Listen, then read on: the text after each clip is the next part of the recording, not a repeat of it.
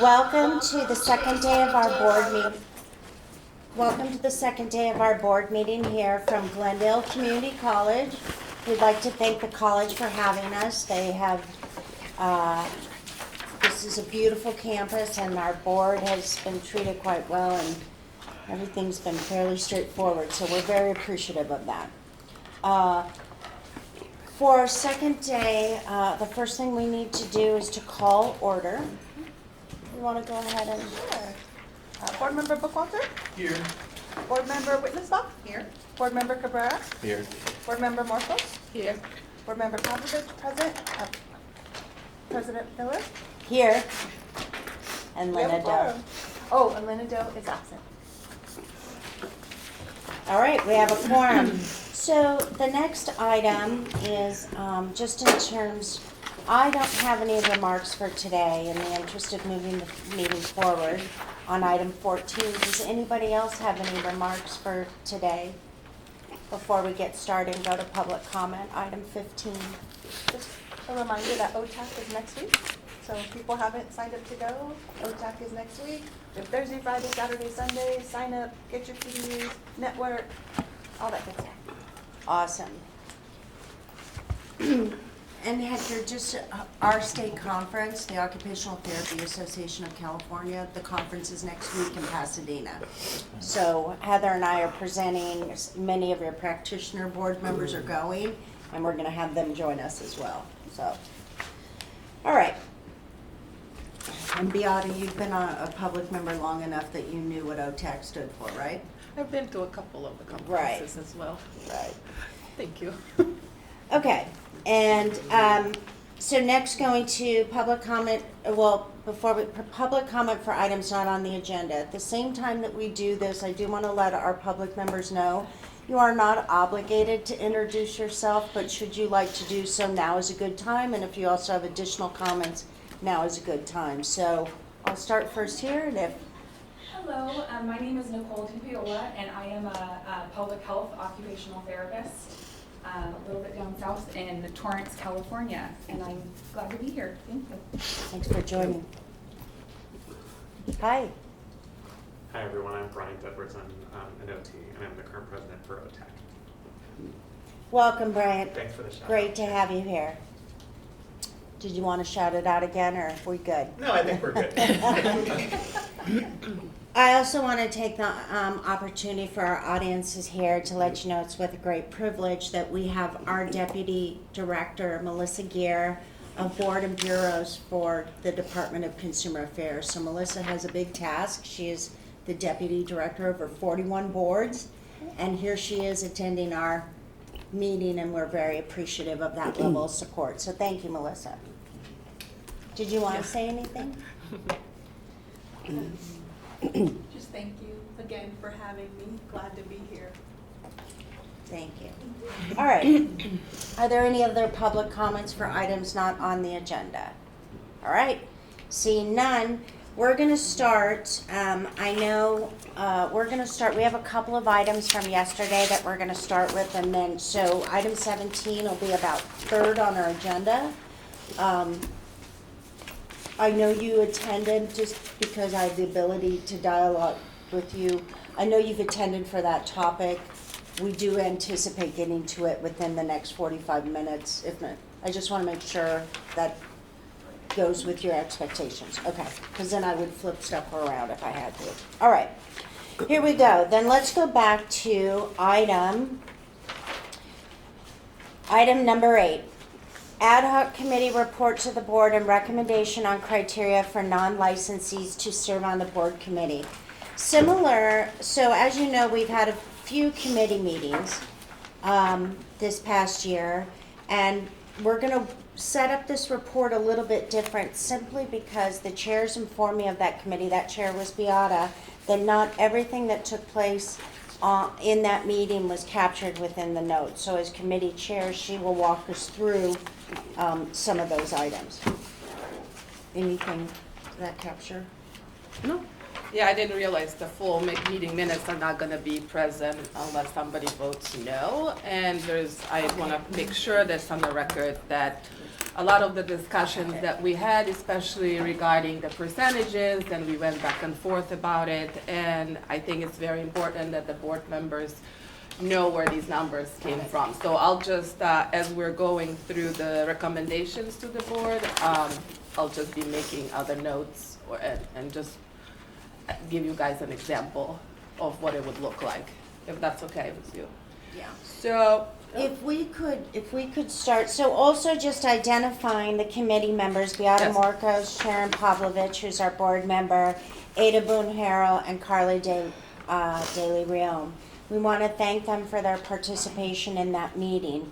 Moving down on page 1, is there any place that you want to start, or should we go right over to page 3? yes. Okay, I would so prefer you it. want to start with the middle of the page, go ahead. Yeah, so the first recommendation to the board for a non-licensee to participate as a public member on a committee to have 3 years of professional experience related to the purpose of the committee, no pending current or prior disciplinary action of any license or certificate issued by the state of California or another profession, and no pending criminal charges in any state, basically of any kind. So that would be our first recommendation. It used to be 4 years, I believe, so we put it down to 3 years. As long as they can relate to whatever subject is on that committee. Originally, they could participate as 4 years, and the vote and the motion is 3 years. Okay, any comment? All right, and we'll take entire comment from the public after we get through all 4 of their motions. Okay, go ahead. So the second recommendation is the following minimum qualifications for an occupational therapist and occupational therapy assistant student to participate on a committee: have completed 1 calendar year in California Occupational Therapy Education Program, have a letter of support from the Occupational Therapy Education Program Director or fieldwork educator, no pending current or prior disciplinary action against any license or certification issued by the state of California or any other profession, and no pending criminal charges in any state. So this is where we were kind of going back and forth, and we had great representation from our college, well, with Sharon and Ada, and so this is where I wasn't very comfortable of the way the ratios were happening, and also I didn't know, for example, initially they said 3 semesters. I said, how long does it take? So end up being, instead of saying 3 semesters, at least a year, because every semester or quarter or whatever, so every college is different, right? So when it comes to this, if we have, let's say 4 public members, 4 committee members, sorry, only 4, and we have 1 student, 1 public member that has 3 years of professional experiences, 1 board member, and 1 licensee. So where I wasn't really comfortable with is when the board member is also a public member and not licensee. And so I just wanted to bring it up to the board to feel how comfortable would you feel if the committee is only 4 people and only 1 licensee is on there. So that's something to think about. Now, the ratio is very different if, let's say, the committee is 6 or 7 members, right? Because then the minimum of 1 student and 1 public member is okay, and I'm sure everybody is comfortable with that. So if it's only 4 members, obviously the representation by licensee is only 25%. So I just wanted to put it out there before any motion happens to consider, or just to have, because none of this is in the meeting minutes, and then, we had a very lengthy discussion regarding that, so, yeah. Are you looking to do that now or at the end of the report? Whatever you want to do. We can do now, and before, yeah. Well, I mean, for me personally, I just think it's kind of low. That's low representation. That's By? by licensees, low representation licensees. And If that were to I happen. I do actually agree with you. And what was interesting about reading the notes is if you go back to where the discussion, and again, I wasn't in the room, but what I imagine, the discussion started about a percentage, and then it moved into a place of one this, one that, and so really where, I'm more comfortable saying a committee that consists of percentage of more licensed practitioners than not. Like, I just can't imagine, I guess you were giving me an example of different scenarios because she was debating, when I made that statement, she was debating back how no, it could happen, and do you understand? You Right. feel free So to. Ada, when she initially recommended that, she said that 25% of the committee should be public members. Now that made sense when it's 6-member committee or 7 or 8, it doesn't make much sense when it's, because then you can only, if it's only 4, you can have only one or the other, right? But, like Sharon, for example, strongly believed that they wanted to have both because they really want to have a student on a committee. So this is where the board needs to figure out and decide how do you put it in writing, basically, if you definitely want a student or you just want that one public member to be as a percentage. In general, that could be a student or it could be just a. I like the idea of focusing on what Denise said, the percentage of licensed. Because I don't think we want to limit public members. Right. I think that- And even students, we don't want to Or limit students, them. right. No, 100%. I think there was a lot of discussion of whether or not we should have a student on the board. Maybe just a public member was one of the scenarios created, but I think the discussion kind of was part of our strategic plans, this outreach, trying to reach the community. There's a lot of students that are interested in advocacy and leadership, and we thought this is a great place to start planting those seeds, right? Whether get them motivated, and then we talked about a timeline. The first year is probably really crucial where they have the most time to participate versus when they start getting second year, third year, they're super busy. So if we want to capture that population, it's early. Hopefully get the little bug for advocacy and leadership and those kinds of things. Voice control, so it's projected. But that was some of the discussion. So maybe we look at percentages versus amount of people. Because I agree, I don't think we're trying to limit public members at all, but maybe just looking at more licensees. So I came a little bit from a different perspective before that meeting, and I thought, students can always attend all of our meetings and participate, right? They don't necessarily have to be as a committee member on any committees, but I'm okay with it either way. And then my other question was, if we are requiring the professionals to have 3 years of experience, but here's a student who doesn't have any or has 1 year of college. So that's why, but, in the end of the day, the recommendation, because of the majority of the committee, is that it would be 1 student and 1 public member. So we just need to figure out the percentage that works for everybody, and everybody's comfortable with that.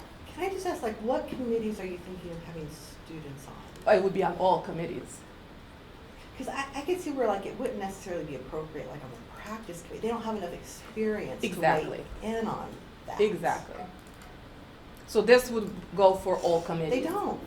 They don't. You don't, They're just learning what OT is. They haven't even practiced. I think That's there's my a lot point. of value in what their perspective is, whatever year they're at. Well, I think they can give their perspective, though, as public members, not as necessarily voting members of the.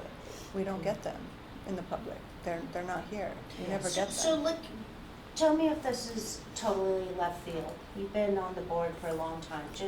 I was thinking about this, and in the interest of where you're going, I understand the involvement of students and the value. I line up exactly with Christine, though, because of the voting piece.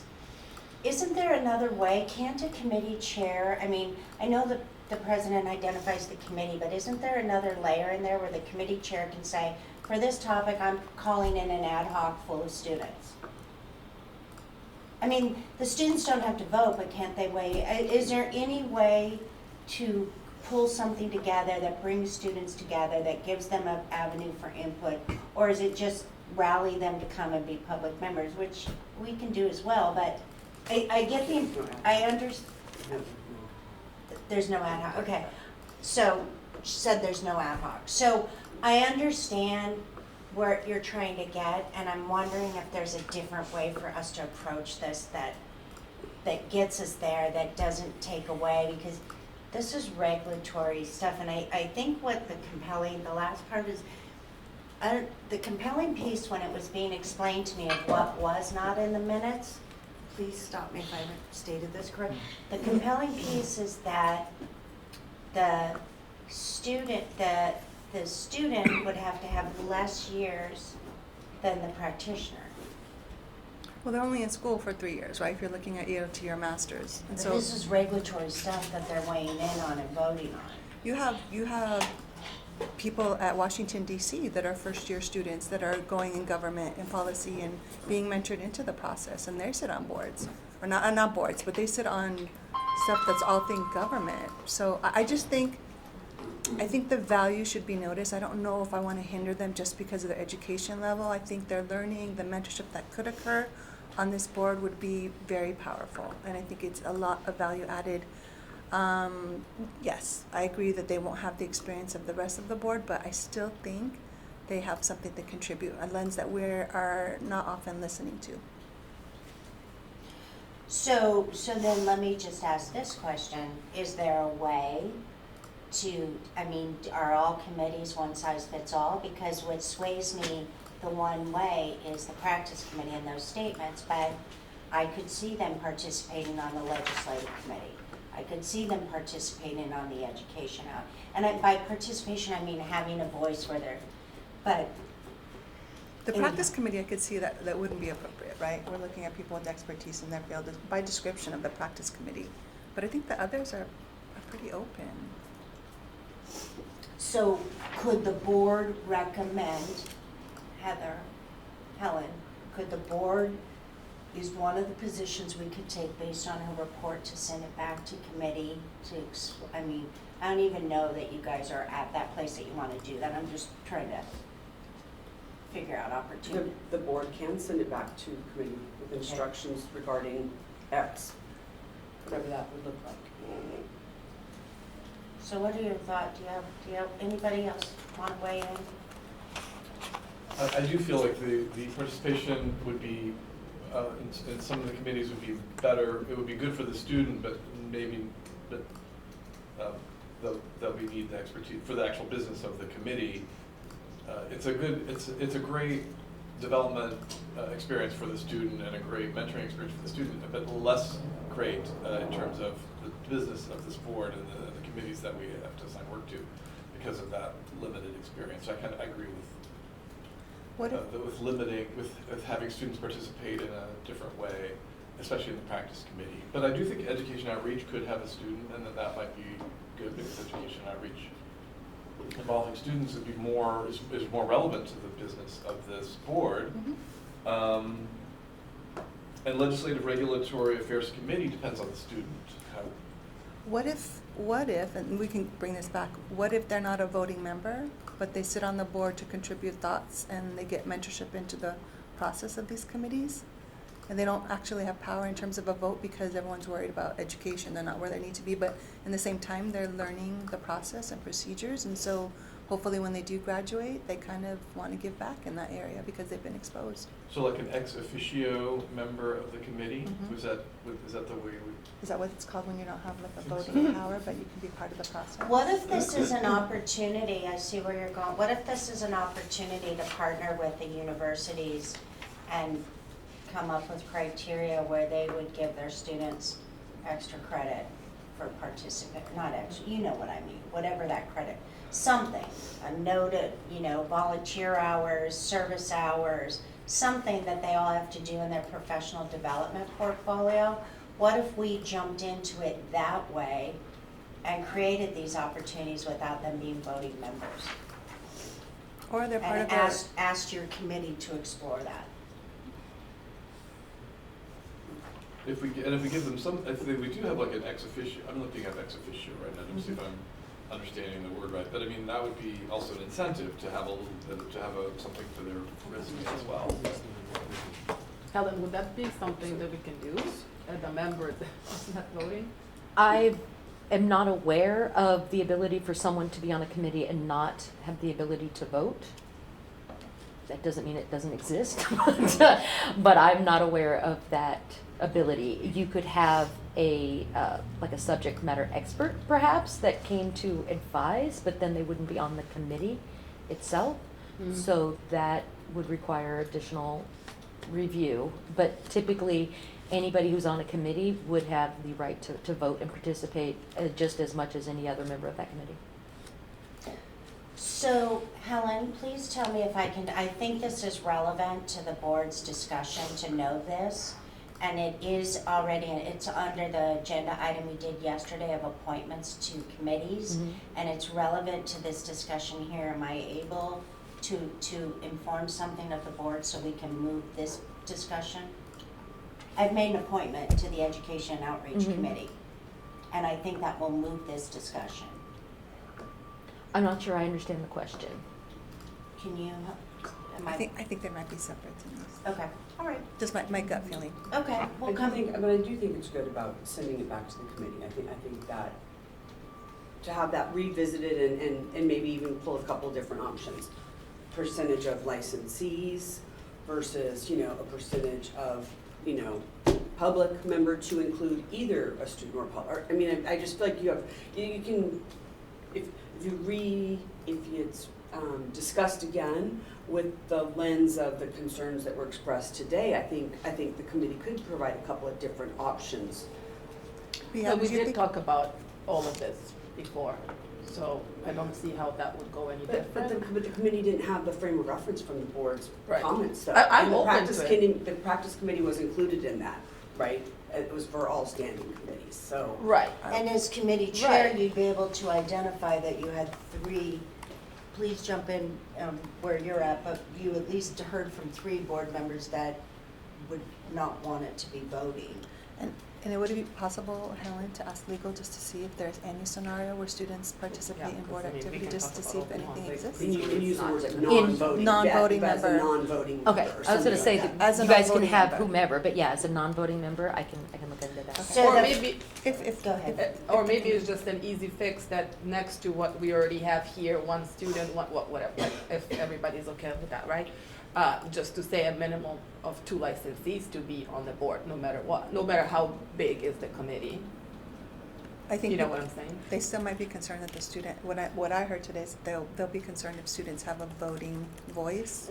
That was my concern all along, but yeah. Do you want to say more about that? Because the minutes don't reflect your dissension. Do you want to? Well, I expressed it already. That was my concern. We talked about it a lot, but majority wanted to have a student involved.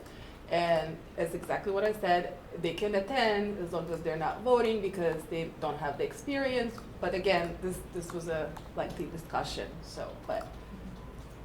and I'm open to whatever you suggest. And if one legally can be on it without voting, that would be fantastic. And we can do a better outreach, we can put 3 students on it to give us input or. But if she's gonna give input, then the committee would have to have another meeting. Well, first of all, I guess we need to find out if legally we can have somebody who's there and not be able to vote, right? If that's what. I still, go ahead, Hector. But again, what is the problem with a student being able to vote? We were once students. We need to get the experience one way or the other. I Yeah, mean, but you're there to provide your expertise already. so- Because they're not licensed. But You're it's trying that- to It's that improve clear to something. me, Hector. They're not licensed. Okay. They're on their way to being licensed, and we'd like to encourage and provide all the opportunities and support our educational institutions, but they're not licensed, and they're gonna vote on things that affect the regulatory piece. It just doesn't make sense to me. So there has to be a better way to accomplish what you're putting out. I guess what I would say, I don't know, Beata, please, I think you have to go back to committee. I don't think it's as simple as doing it here for this reason. Legal has to tell you, one of our actions is gonna be to ask legal to tell us if that capacity is even available. And secondly, because there was so much dissension, and you voted yes when you would have voted no, I think you want to go back and have that discussion with your committee. And it's, well, I don't know if it was dissension, I don't think I would describe it as dissension, it was a robust discussion, I know I keep using the word robust, but it was a discussion, and everybody just kept sharing their views and stuff like that, so, I don't know if I wanna say dissension, unless that's exactly what Beata felt, but, No, it just, it was the majority, I would say. And it was my first time chairing a meeting, so I was a little bit like, eh. it is nerve-wracking. Yes. Yeah. Because everything else that we have, I agreed on, it's just I had these concerns. This is, can I just ask if this is maybe related to asking for legal information about non-voting members? Does the medical board have students on its committees? Does the PT board, do the 40 other licensing boards and bureau, the boards, do they have, what's the format for involving students in their boards? Are would we be in alignment with the other boards by having students in our committees? That would be interesting. That's another good topic for committee. You'll be discussing, if legal says it's possible, you'll be discussing the makeup of other boards, and then you'll come back with a I did try recommendation. to recommend that, but said, everybody decided to go that we can do whatever we want, and we can Yeah, be we the can be leader. pioneers. Well, Yeah, that's we can be not- pioneers, so But that's the it's a reason. good benchmark to look at what other people are doing under DCA, but at the same time, OT is trying to stand out and saying, hey, if we have a chance to be innovative and kind of change what the landscape looks like, why not? So, but that would be a point to bring back. Can I just request that when it does go back to committee, that you have a discussion about whether or not it's even appropriate to have a student on the practice committee? Just because of the nature of the practice committee. So we did talk about, but because it was brought up to us that it will go for all committees, right? Does it have to? Well, that would be maybe Helen's question. Can we say, oh, these committees can have students and these committees cannot? Yes. So I would just, as the chair of the practice, we would just request that that be discussed. Okay. Yeah. So there's a request, I'll need somebody smarter to come up with the motion around this, but my summary that I understand is, why are you laughing? I just said, Richard, that's you, you're smarter. Smarter, you said not me. No, smarter. I did a collective. Okay, we don't need a motion? I think you just direct it back to the Okay. committee. Then, perfect, that's even better. So then I'm gonna just summarize. From what I'm hearing from the board, we're gonna direct it back to committee. We're gonna ask legal to tell us what's possible of the ex officio role. Secondly, we're gonna ask if it can be, Non-voting. if we can be specific around certain committees, AKA that practice committee, like, can we allow students on one and not on the other? Or recommend, I apologize. And then third, what did you want to say about non-voting? Well, I'm just saying, I don't think that ex officio is the right word. It's not the right word. It is, because that means you were Non-voting. previously, so It's non-voting, wrong. yeah. Ex officio is So, wrong. Did you read the definition? And I did, it's completely wrong. Okay, Just throw that, pretend you didn't hear it. yeah. Okay, got I'm it. looking at, non-voting staff. Non-voting. okay, thanks for that clarification. So take ex officio out of the minutes, we're clear on that. And let's go back and just summarize it. It would be non-voting, so we have legal to address non-voting and to look at the makeup of other boards. And percentage. Percentage, right? Yeah. Can I ask Christina a clarifying question? If they were non-voting members, do you still think they would be inappropriate to be on the practice committee? Well, because we want more consistency. So the percentage, you want to clarify that if there is, for example, a committee that has a student, what would be the percentage then? Or how would you like to? I think because the example that was given, that there's 4, that's uncomfortable, right? But if it's like 6, 7, 8, it seems to be okay. So just revisiting that concept again. And I'd almost wonder though if you could flip it and say percentage of licensees. Let Yes. your committee discuss percentage of licensees. There we go. And then the rest will fall into place. Hmm. Yeah. If I may make a note, I don't know if either legal or staff would have better access to determine if other boards have. Staff will. That was members? staff well. Yeah. Okay, so I just wanted to clarify, I'm like, if I could pitch that to staff, if I, Yep. you know, if I can't do that, Yes. that'd be great. Okay. Yep. No, we're looking for a 25-page report I know, from right. legal on. I will be on it. We're not. Any further comments? Any public comment? Well, Oh, I'll move on you to want- the other Sorry about that, Deb. recommendations that we have. Those are gonna, I mean, I think it's How gonna be many, easy. you have two more? Just- Sorry about just- that. No, Go no for worries. it. So the other recommendation to the board would be for that an occupational therapist or occupational therapy assistant whose license was on retired status for more than 5 years be considered under the public member criteria for committee participation. So that one, everybody happily agreed, everything, you know, it was a great discussion, and so that would be our recommendation. So if we wanted to do that, does that require a motion, or what is that? Yeah, I think you can continue your report, but I think because it's going back to committee, you're gonna address all of these, so it's really. Everything's going back to committee? Well, I mean, you don't want to parse it out where some's going to be today and some's next time, and then, Oh, done. because the following item, it shows how it would look if it was, and we always put the revision date, and then it'll be like, And they ended up with this is my understanding, you ended up with 4 motions, because one built on the next, so, yeah. So you wanna just continue? So the last one would be just that we recommend to the board manual be updated to add a requirement that anyone who wants to be considered for committee appointment must submit a CV.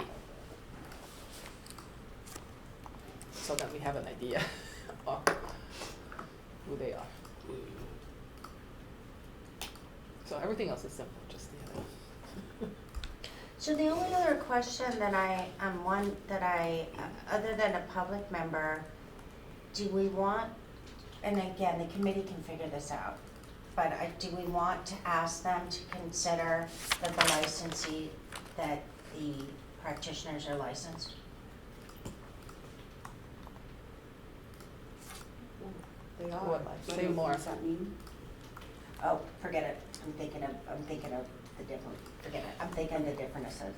So I think I'm maybe thinking of- my other example was, let's say if the chair of the committee is Sharon, and then we have another licensee, just a public member, 1 student and 1 public member, then it's okay because it's 2, right? But if I'm chairing I'm not a licensee, that's where we have a problem, because then you end up only with 1. So, That's what our okay, we've covered it, it's the majority of people would be more licensees, that was our, if the board member is not licensed, yeah, That's Sharon. the board chair, yeah. the board chair, yeah. The committee chair, yeah, okay. So are we good with that recommendation? Are you good with that? Okay. Hector, do you have anything? We're good? Okay. So now moving on to our public comment on that item. Anything at all you wanna, on our committee report, any comments? You don't have to, okay. We just have to ask you. Okay, great. Moving on to item number, do you want me to move on to 17 and come back to 10 or should I? 10 was done yesterday. I mean 11. Oh, yeah, you want to do 17? Yeah. That's fine. Okay, continuing on that we're talking about a practice item, let's move on to 17, item 17, and talk about a discussion and possible action on whether public health is within the occupational therapy scope of practice. So, staff, Heather, do you want to say anything? Do you want to refer it over to Helen? Well, you have a public comment probably to cover before. Okay, let me go to, I would get No, there. more to the right. We get there, Ed. Okay. There we go. Okay. So we do have a public comment, and it's, again, if the board could all just take a moment and make sure that you've read this, because it would take a little bit of time. I'm not going to read this one into the record because of the length of it, but overall, just know that We did receive feedback from a public member on proposed modifications to CCR, section 4181, and support of public health occupational therapy practitioner.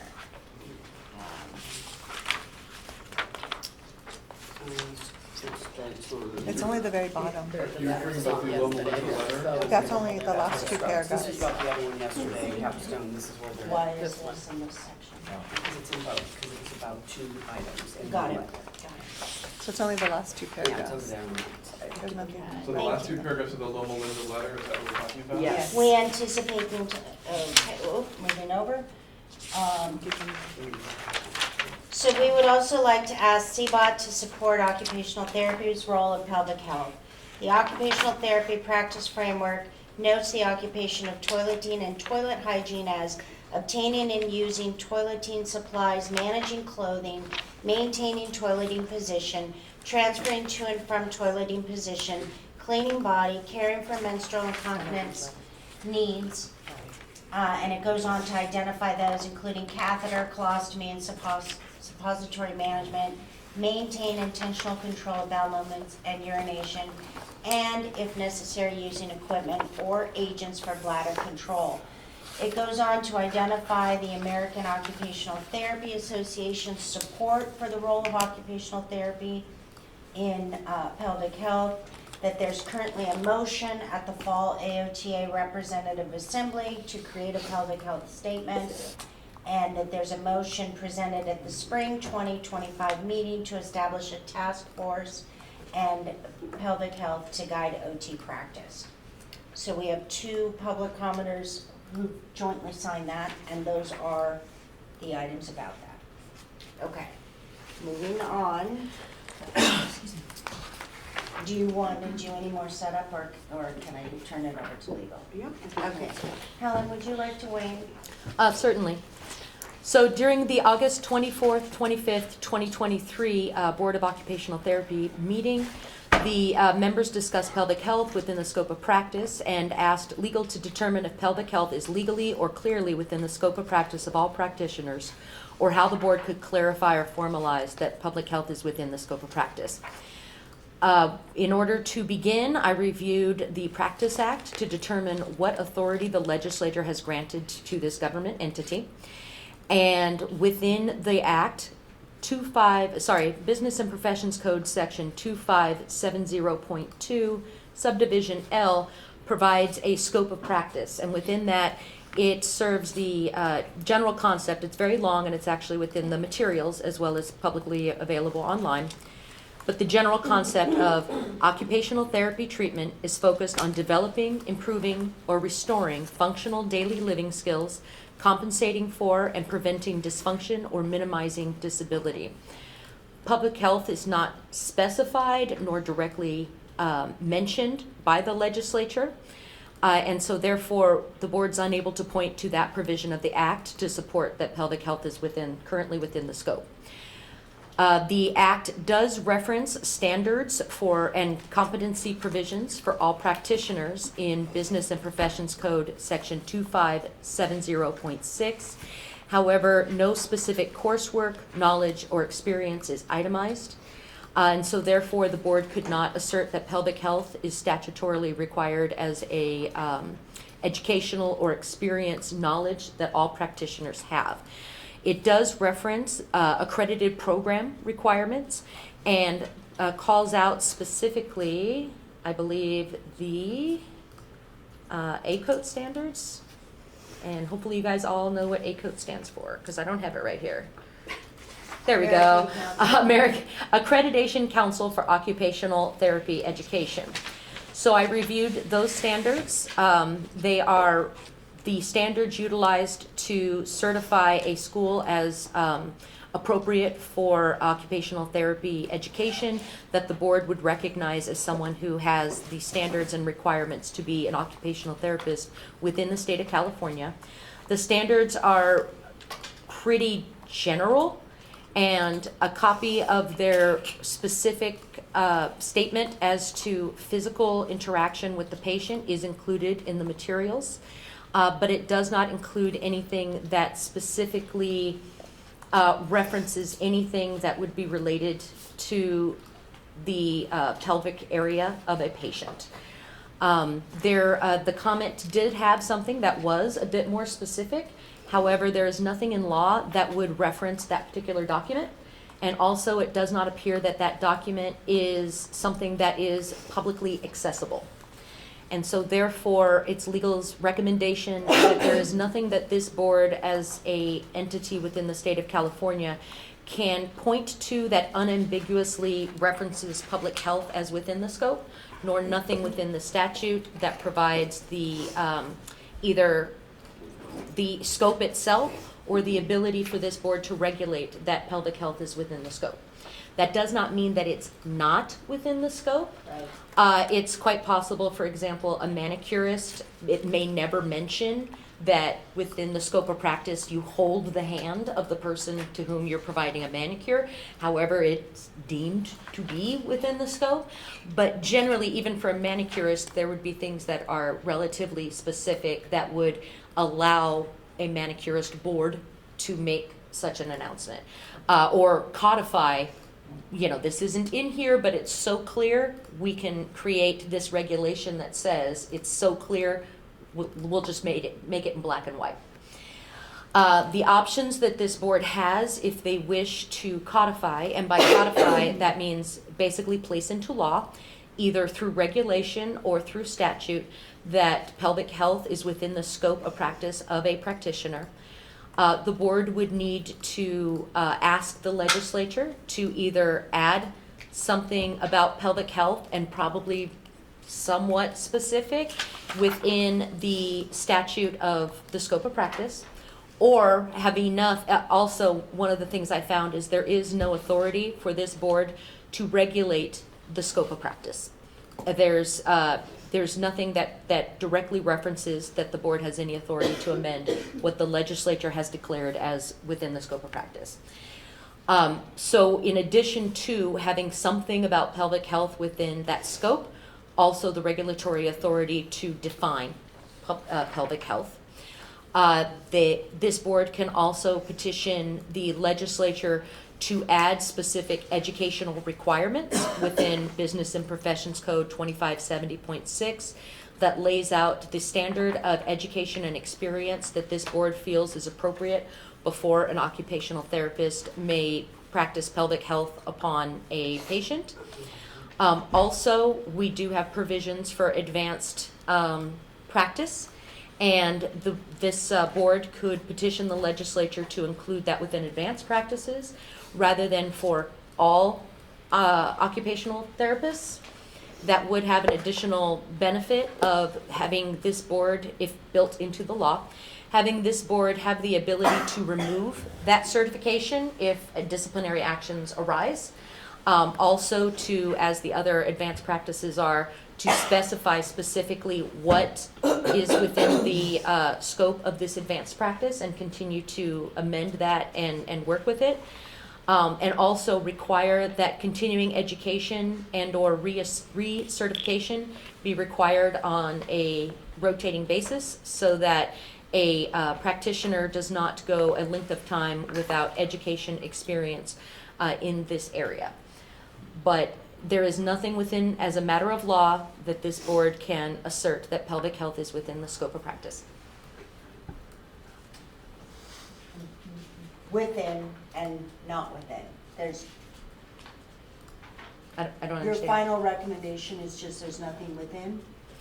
So there's nothing currently that this board as a regulatory licensing and enforcement entity can declare or codify on its own that it's within the scope of practice.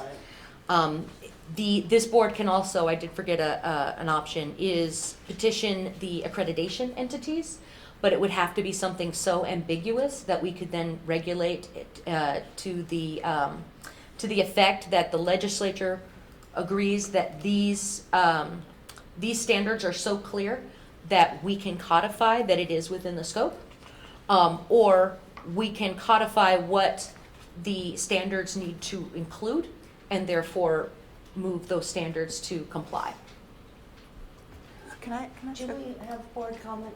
So in our scope of practice, we also, there's an area, right, IADLs, you name it, you open that practice framework, and it says we can address sexuality, right? We do positioning age, we can do the physical part of it, psychosocial part of it, social participation part of it. None of that is either in our laws and regs, but yet we practice sexuality.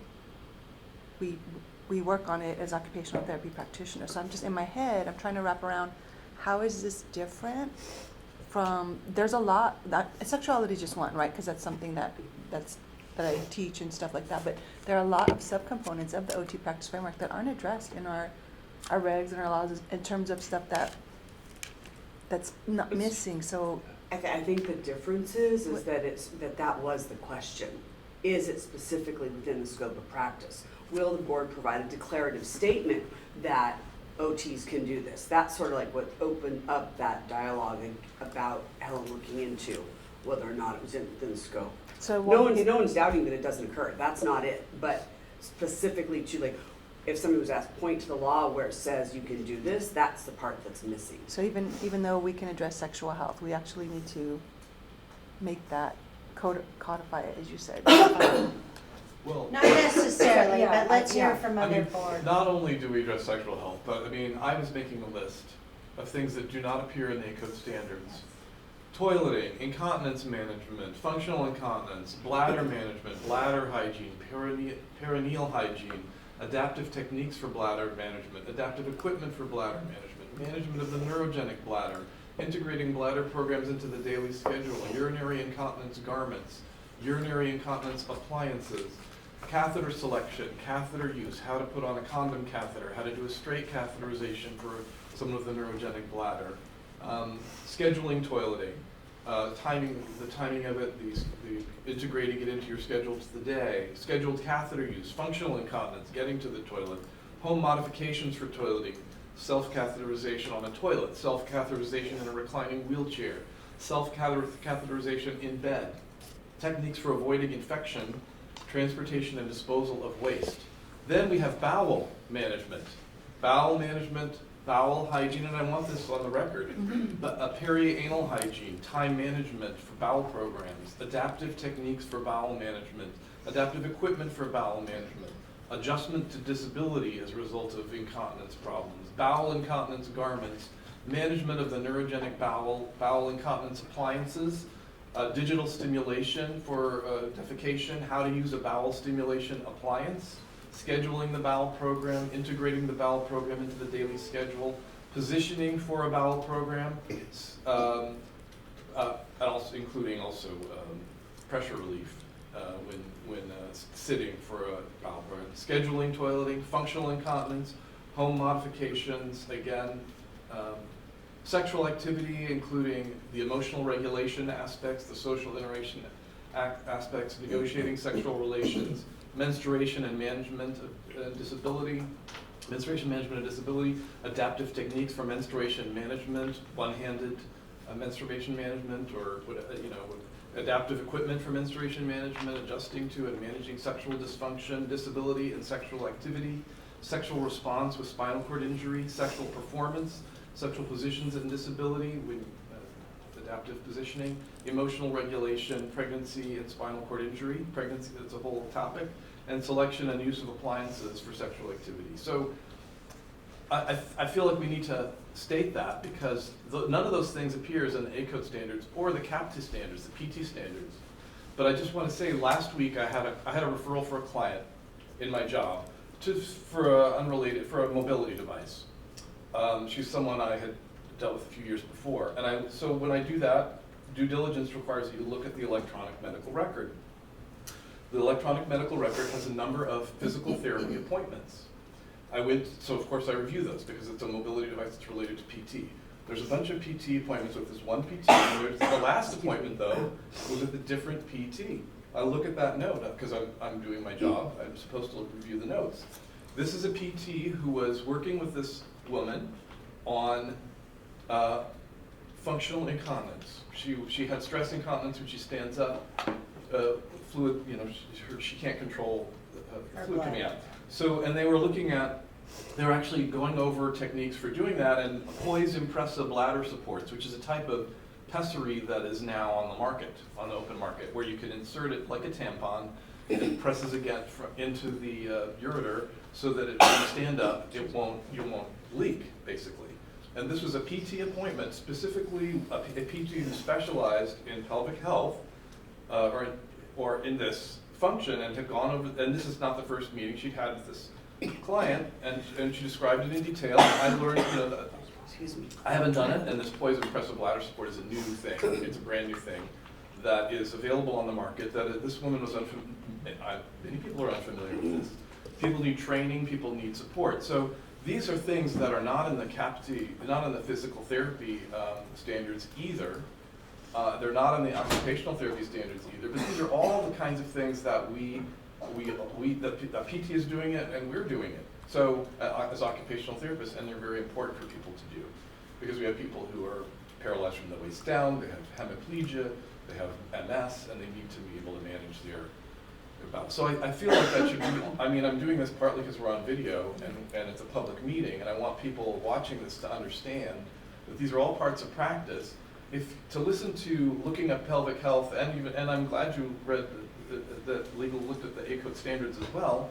It's an issue that we have with the ACOT standards is not including this. And now we don't want to do a laundry list because it's limiting. The minute you do a list, you're limited to what's on the list.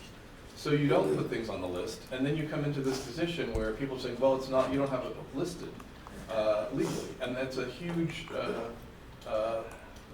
it's a dilemma that we have. So I can't do a list. I can't write a letter saying we do all these things. I'm sure there are more things that the practitioners in the public here and on the board can list that I've missed. But I felt like even the list of Loma Linda I could add to. Thank you. Thank you, Richard. Sorry to take up so much time. No, I'm glad you read it into the record. Did you? Yeah, I think that was very well said. Yeah, that was great, Richard. And that is true.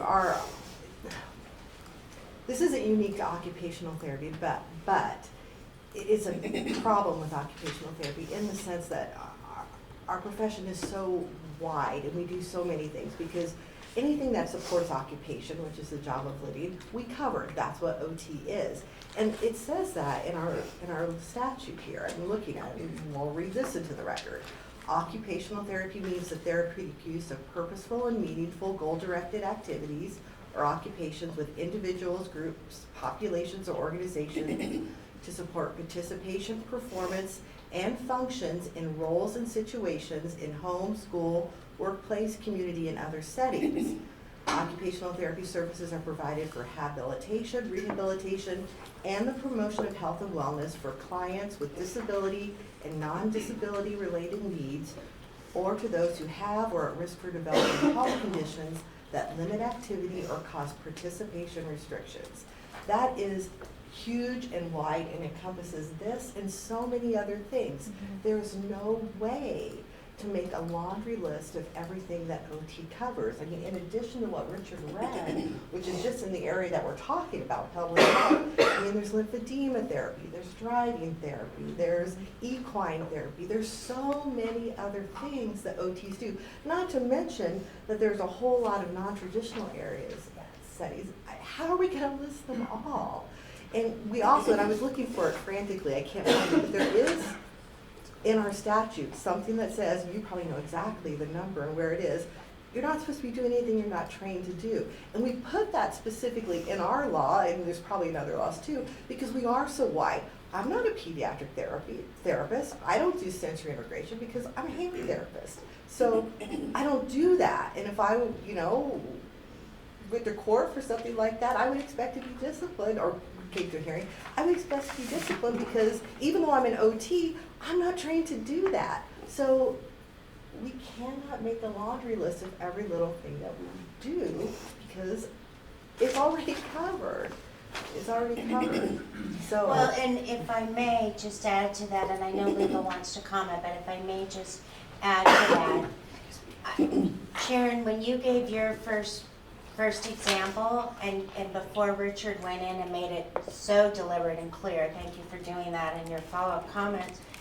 I mean, activities of daily living is the cornerstone of at the root of occupational therapy. And so once we start wheedling away at that we will find ourselves with other, I mean, I'm not saying other practitioners can't do it, but this is how we end up with a lot of encroachment and scope and creep and all of these things, because we spend too much time deciding of if we can do it or if we can't.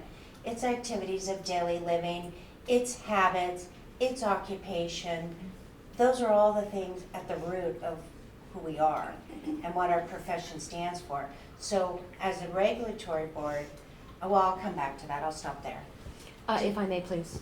I did want to clarify that it is not the role of this board to necessarily lay out the entire scope of practice and limit this field to just what is codified in law, but there needs to be something within our authority that allows us to do that.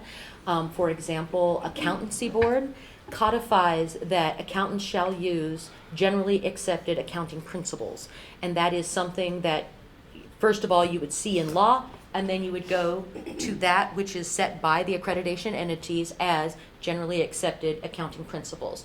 And so if the statute had something that referenced a specific type or framework or something that someone who wanted to say, or a practitioner who would like to defend themselves, that says this law references these standards include this list. For example, the list that was provided, that is not a publicly referenced, that is not a publicly available document, nor is it referenced in statute. And so therefore, someone cannot look to that and say, as the government has approved that this is something that I can do and I can say. It's, being a profession rather than an auto mechanic, there is no manual and there's not expected to be a manual. But for a regulatory entity to incorporate this into a scope of practice as a regulatory entity, that is different from what is considered best practices or how-tos or what to do in an emergency, etc. All of that needs to be set forth somewhere, and it doesn't need to be with detailed description, but something that a person who is either protecting themselves as a licensee can point to and say, this is where I get this is where I was licensed to do this pursuant to the legislature, pursuant to the board, to these standards, or that it's directly within our statute. But as of now, there's nothing that the legislature has granted to this board to regulate the scope of practice, and there's nothing that the legislature has provided to this board to point to something other than the generic how to accredit the accreditation standards for a school. So I did want to make it clear that this board is not expected to list out anything and everything that an occupational therapy does or could do or may do in conducting their business, but for the board to assert that pelvic health is within the scope of practice, this board does not have the ability to make that specific declaration. Now, I have another question about NBCOT exam content. Is part of the NBCOT, is it entirely, I don't know what the content is, if there are questions on this, on the exam, that's the licensing exam, which is also, I believe, referenced in our statute, is that right? I do believe the exam is. Our February meeting, Sean Conway, so we'll be able to ask him. That might But be another. Future item. A licensee, a practitioner protecting themselves, or a patient attempting to find something wouldn't be able to reference the questions within an examination to determine if what is happening to them or what the practitioner is doing to this patient is appropriate. So, thank you for that, Helen. If you could just know for a minute and allow us, similar to what we had to face with other things when we looked at our scope of practice and our framework, if you could allow the board to move away from we get it, that legal is saying it's not, if we could move away from that for a minute and go back to some thoughts on where we could possibly go with this, because there are things that the board can do with this. We could, similar to how we had AOT, we asked AOTA and OTAC to look at it, and to come up, we could make recommendations for ACODE standards. There's a number of things that we can do, because I don't think that it's not in our statute, just so we're clear. I do think that what's called, I mean, it's not specifically called out, but for all the other reasons that are identified as an occupational therapist and what we do, we just need the supporting documentation from a regulatory standpoint to match what is generally in our practice framework. That, am I making sense in what I'm saying? So the practice framework, I think, does address this, but it's the other entities that need to get their materials up to a place that we can reference back to. Like, I think the regulatory language is good, but if we had supporting documentation from ACODE, or we had them work on that, I think it would be even better and more definitive to what legal's trying to say. It needs to be. So AOTA documentation, what they have to say, that doesn't matter? No, say more. You have some of that documentation there. Feel free if you, Well, we had if you think it's, I'm sorry. Under item 18. yeah, it's there. I know, but it's the next item. We had all the research in the last meeting. All the research to pelvic health, all those documents were there, white papers were there at our last meeting, supporting publications and research from occupational therapy are all part of the packet from our last meeting. So then let me ask my question differently. Does this board feel it's our purview to, well, I guess with the practice committee, we do have options. We could have the practice committee look at it and come back with recommendations for the board. The last time we didn't have a fully, participatory practice committee, and now we do. So we do have options here as a board. I think I'm still confused because that laundry list that Richard read, we're picking out pelvic health, but none of those are referenced anywhere either to say that there's a scope of practice, but yet we're doing it. So why are we picking pelvic health as the one that needs to be recognized and not the whole list that Richard, because then if that happens with pelvic health, then we're gonna have, and that's just one tiny section. This is pelvic That's health. true. I mean, I was feeling like I should get out of Willard and Spackman. Willard and Spackman is one of the books that every OT around the country studies from. And our Peretti we had also in San Jose State, and she was a professor there, but it's like the basic OT. You open it up, and if I should get out my Post-it notes and put it on the pages where all these things are discussed in the curriculum in the class. And every single OT in the country has got some variant of that they're learning in their class. So it just seems I just get emotional because it's absurd that would be considered something that we couldn't do when everybody learns that, because it's not in an official document of some kind. And Richard, also, PT doesn't have it in their language either, right? I looked at the CAPTE standards, and they don't have. You look up pelvic, that's 0 hits. You look up pelvic health, 0 hits. You look up all the stuff. 0 hits. It's all about accreditation of education programs. It doesn't talk about that much about the content. So how are our colleagues? You know what I'm saying? I mean, they're our colleagues. They're taking over. I mean, we equally have reasons why we could justify working on pelvic health, yet I don't see this discussion happening with that board, right? Well, they do have the bill, which we'll discuss later, to codify it, to add. But that was to add pelvic floor physical therapy. for billing purposes. But that's for billing. Yeah, it was specifically around the billing. So then let's go back to the original question, and then we'll open it up to the public. The original question that was before us was to discuss if pelvic health was in the scope of practice. I get the impression from comments made over here. I think it's fair for our public members to know we have 4 practitioners that are lined up saying absolutely, right? Short answer. And if the only way I could get it in is by reading that list into the minutes, that and the board's not prohibited from, is constrained from issuing a public statement about it that's on the name of the board, then I feel which I feel is the case, then at least we can get it in the minutes, and that was my intention. right, yeah, that was. before I go to before I go to our public, Hector, Beata, do you have anything you want to add? No. Just perhaps a question? Sure. Like, for example, Richard, in your practice, are you not allowed or can you do the pelvic examination? I don't do that because I haven't been trained in it, and I don't do that. I work on wheelchairs and mobility devices, so I don't do pelvic examination. But some other therapists do. This PT, for example, I read the notes of, and some of the therapists who've come, Carlin Daly Rome came to our last meeting. I don't know.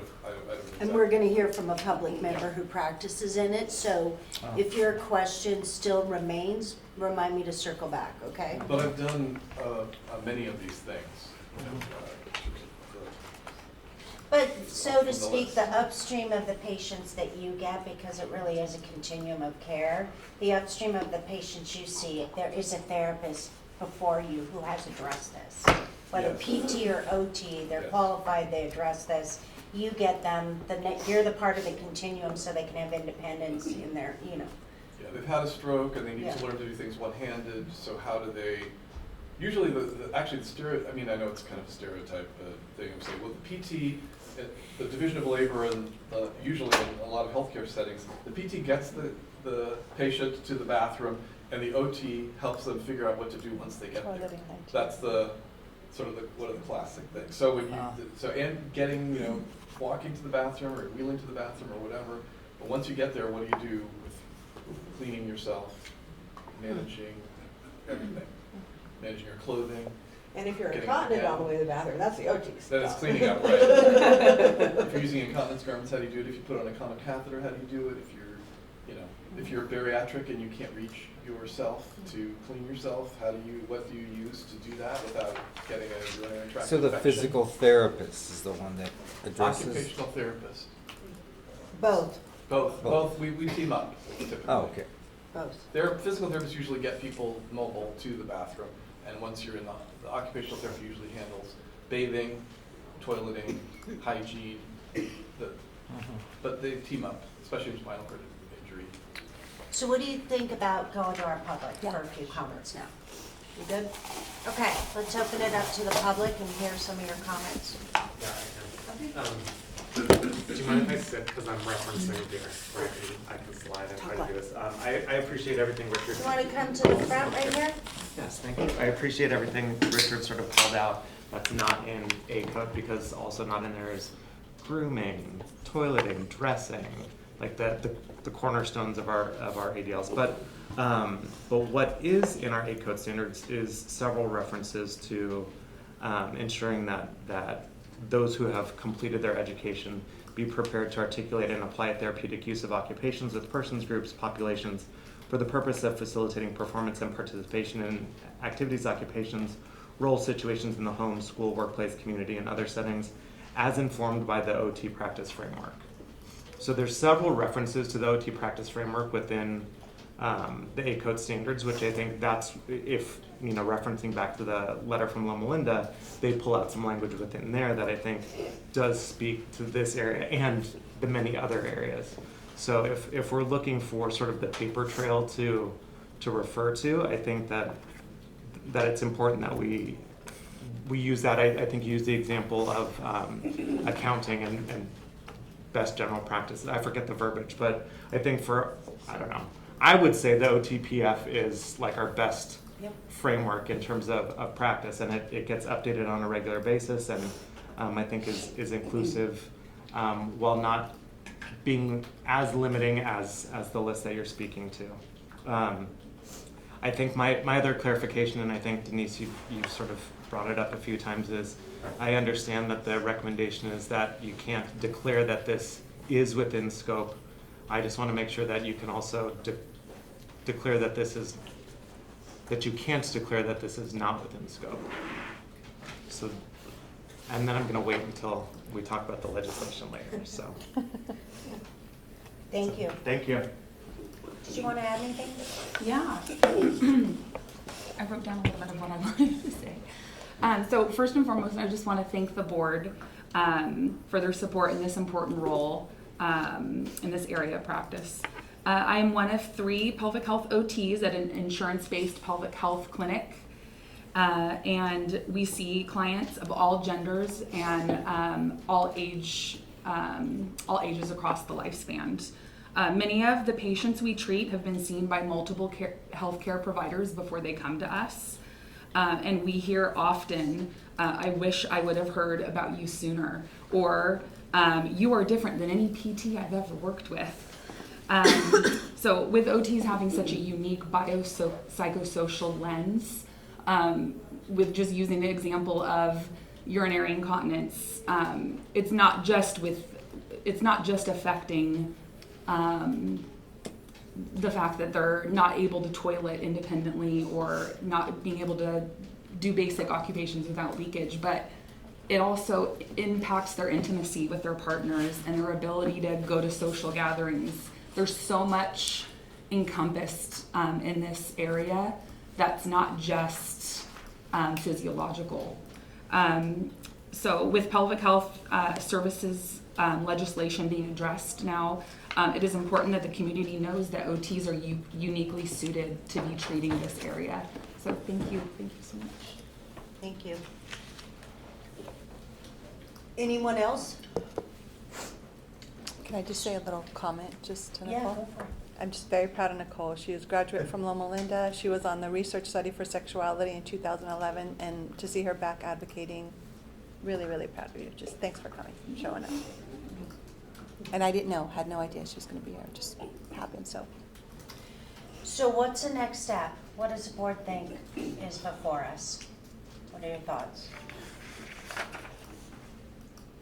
Well, if we answered the question, do we think it's part of scope of practice? Where do we go from there, Denise? Or do we have to, well, that's one. We can answer, if we think it's part of our scope of practice. We can say nothing. We can ask, we could refer back to the practice committee and ask them to make a statement. We could line up, we could do anything. That's really what I. So, I mean, I think since it seems like the pulse of the board is that we believe it's within the scope of practice, at least 4 of us, and that even if you guys didn't agree, we would still blow the vote. But it seems like you do agree. No, Seems like I you do. think it should be stated because obviously a lot of people are doing it, practicing in that area, right? Yeah, so I'm just not clear on, and I know you've tried to make it really clear, but what do you want? What do you want? What do you need from us if we want to? So a mere declaration or reading something into the minutes or whatnot carries no weight for regulatory enforcement or licensing. So something, if this is something that this board would like to codify, then it needs to be set forth before the legislature. And either to codify that we can reference the framework, at which point the framework will be continuously updated and is more specific, or to codify something within the statute that says this is within the scope of practice and the board may regulate what that references, anything to that nature, then that's what this board would do. If the board remains silent, then it's simply as it is now, where it's something that people do as seen within the scope, but there's nothing that can be codified to protect a practitioner or a patient specifically for that area, which is a very controversial and sensitive area for people, more so than the back of your shoulder, perhaps. So this is something that this board has options and clearly documentation to take before the legislature, to have the legislature build in some type of framework or reference to the framework in order to set this forth and codify it as something that this board says is definitely within the scope. Otherwise, it's simply as it is now. It's within standards and whatnot, but this board does not take a position. So we have 2 options. That was narrowed down to 2 options, which is we want it in legislative Find someone to carry a bill that, Mhm. okay, or don't Or- do anything. If we don't do anything, it's because we believe we don't have to do anything and it's there. But, you know, I hate comparing disciplines, but sometimes I see where this comes into. Why isn't PT having this problem? Why are we having this problem? And I see where it is noticed, and if it is codified, that solidifies this, which is a good thing. You know, people will look at that notice and say, wow, okay. But this is the one time I want to know why are they not held to the same standard? Why are they still able to work on public health? It's not in CAPTA, it's not in there, you know. If I may, I did not research PT, Mhm. but to me, they are within the same standard. They are in the same position. It's not codified. It's not something that a practitioner or a licensee could directly step to and point to a patient, I'm allowed to do this. And it's nothing that a practitioner can say, I'm allowed to do this, therefore it is within my scope.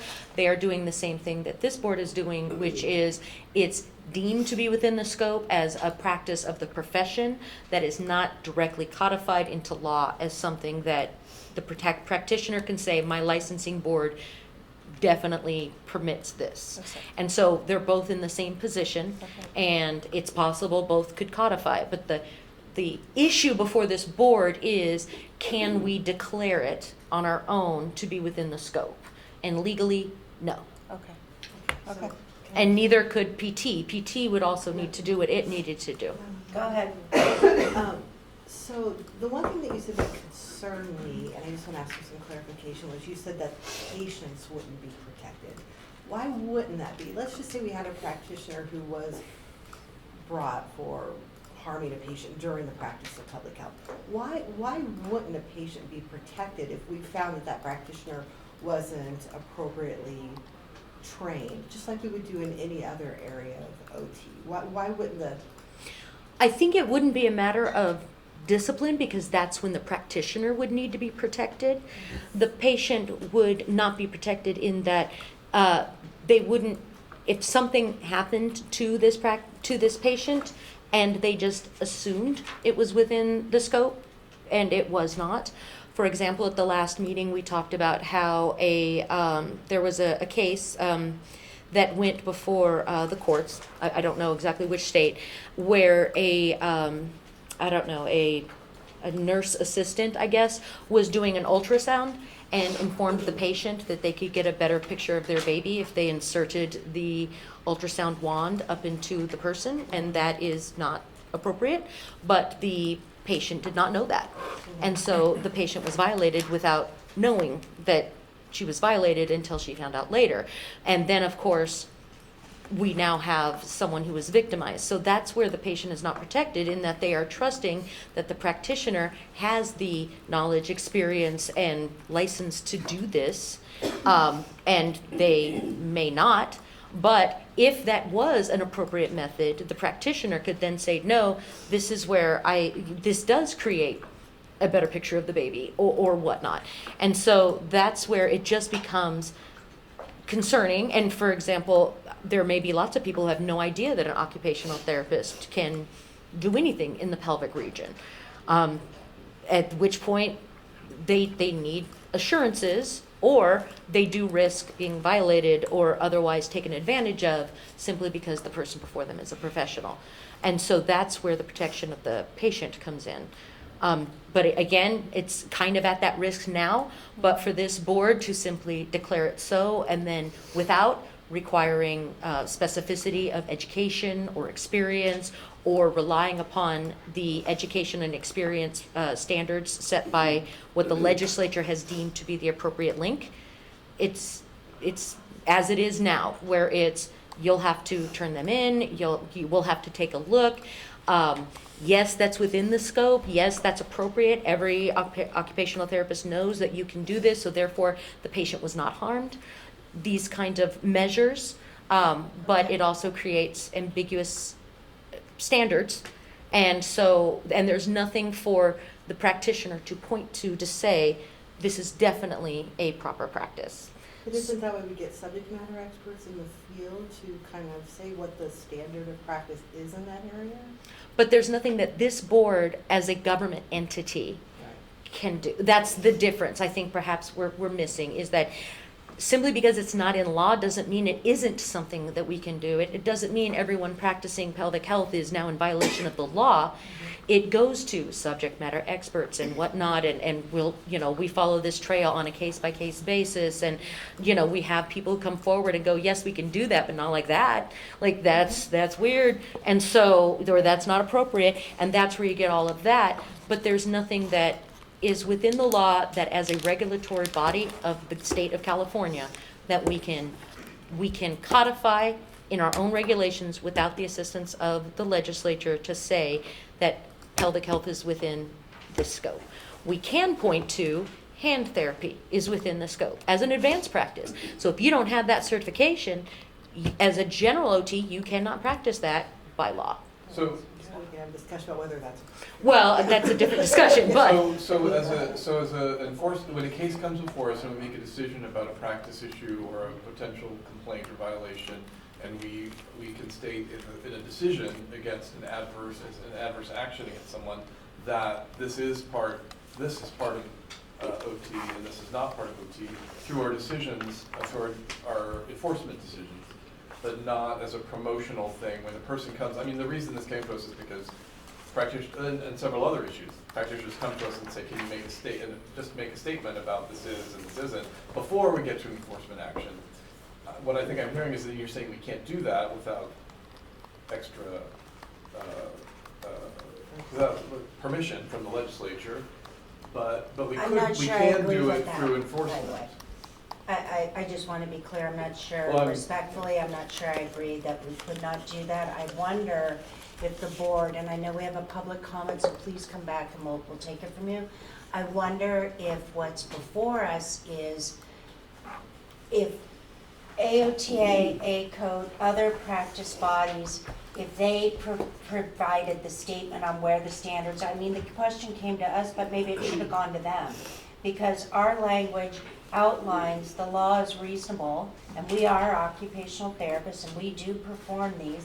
And if from a regulatory standpoint, let's just talk enforcement. From a regulatory standpoint, if somebody came before us and our best practices, AOTA, OTAC, had a documentation that they worked on that called this out, and we have subject matter experts like yourself who are practicing in this, and we can wheedle down the difference between those who professionally practice in this and those who are committing a crime, I'm feeling whole that I can do my job as a license board member to make a decision. So I just wonder if what's before us is to maybe take the discussion to a different level of recommending what we could ask our public to do.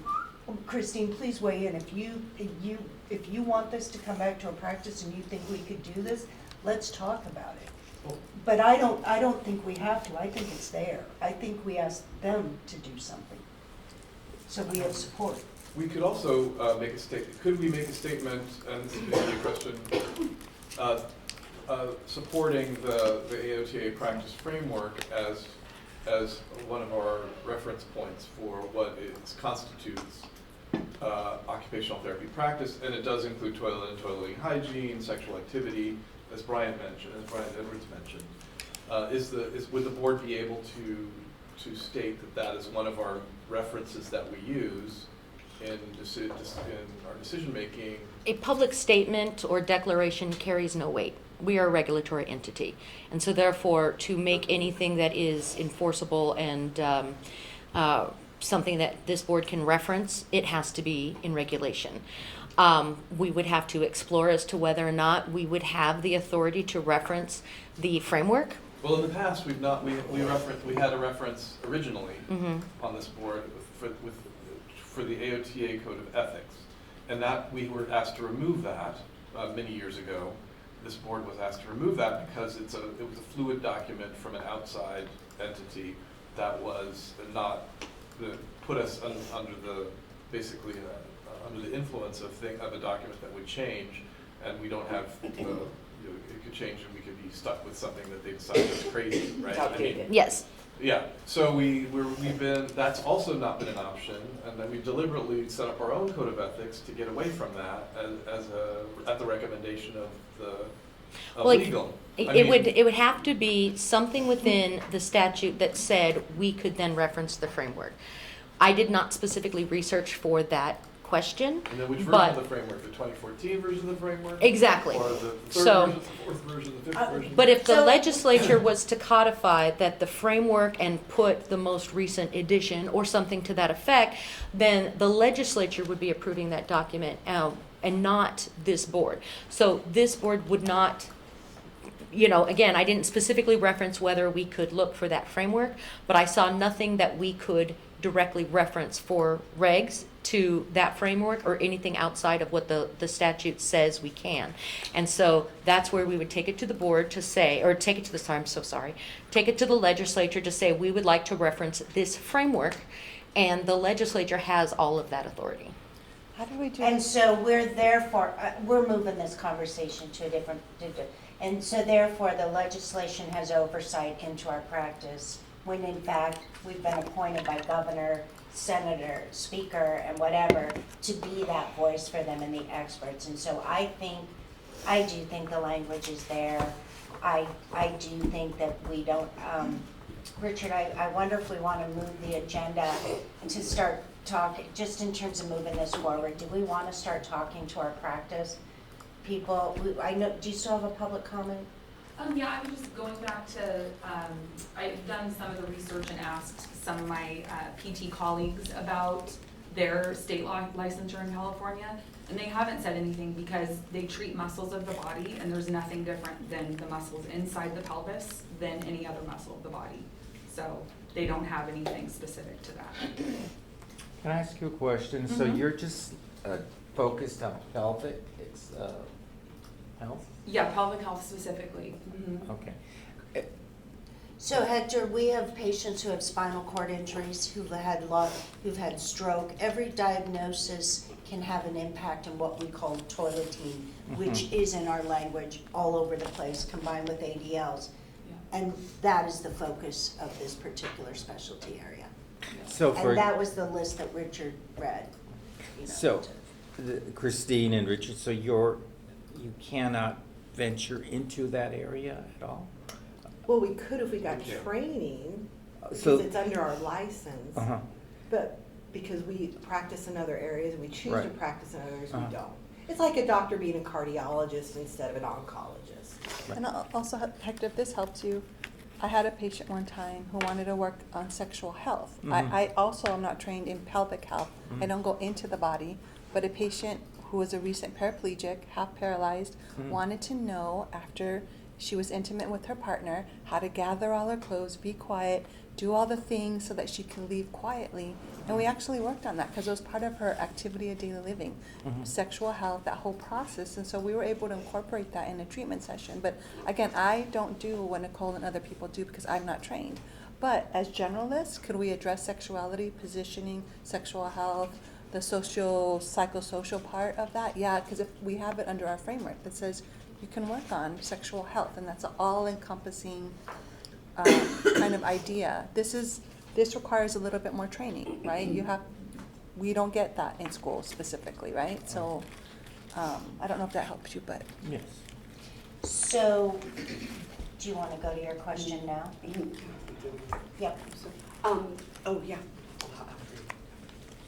Heather has a question for you as well, so this will be a good I wonder if I'm exchange. gonna beat you to it, but I was just gonna offer, somebody brought up earlier, OTAC is in the process of developing position statement or documentation as to OT's role in pelvic health, so somebody had mentioned that earlier and I forget who, but it's in process. Great, and are you working with AOTA?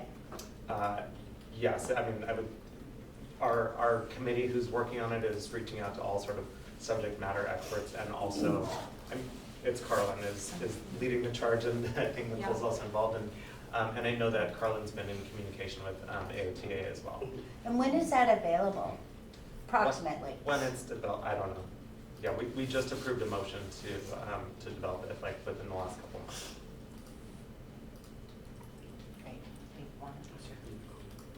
Oh, I went to a pelvic health, specifically OT and pelvic health conference this August in Phoenix area, And the president of AOTA was there and a big advocate for this area of practice. And it's like on her top 3 list for this next year to address, so. That Allison? Mm-hmm. Oh, I'm gonna text her. I Does it- actually sent her this agenda too. Doesn't I AOTA know. have a position statement already? We're working on it with the positions. The OTAC is. I know that women's health is. Oh, Loma AOTA is working on Linda's it. letter referenced that both going before the representative assembly in the fall and Okay. then a new task force in the spring, according to that letter. Any other public comment?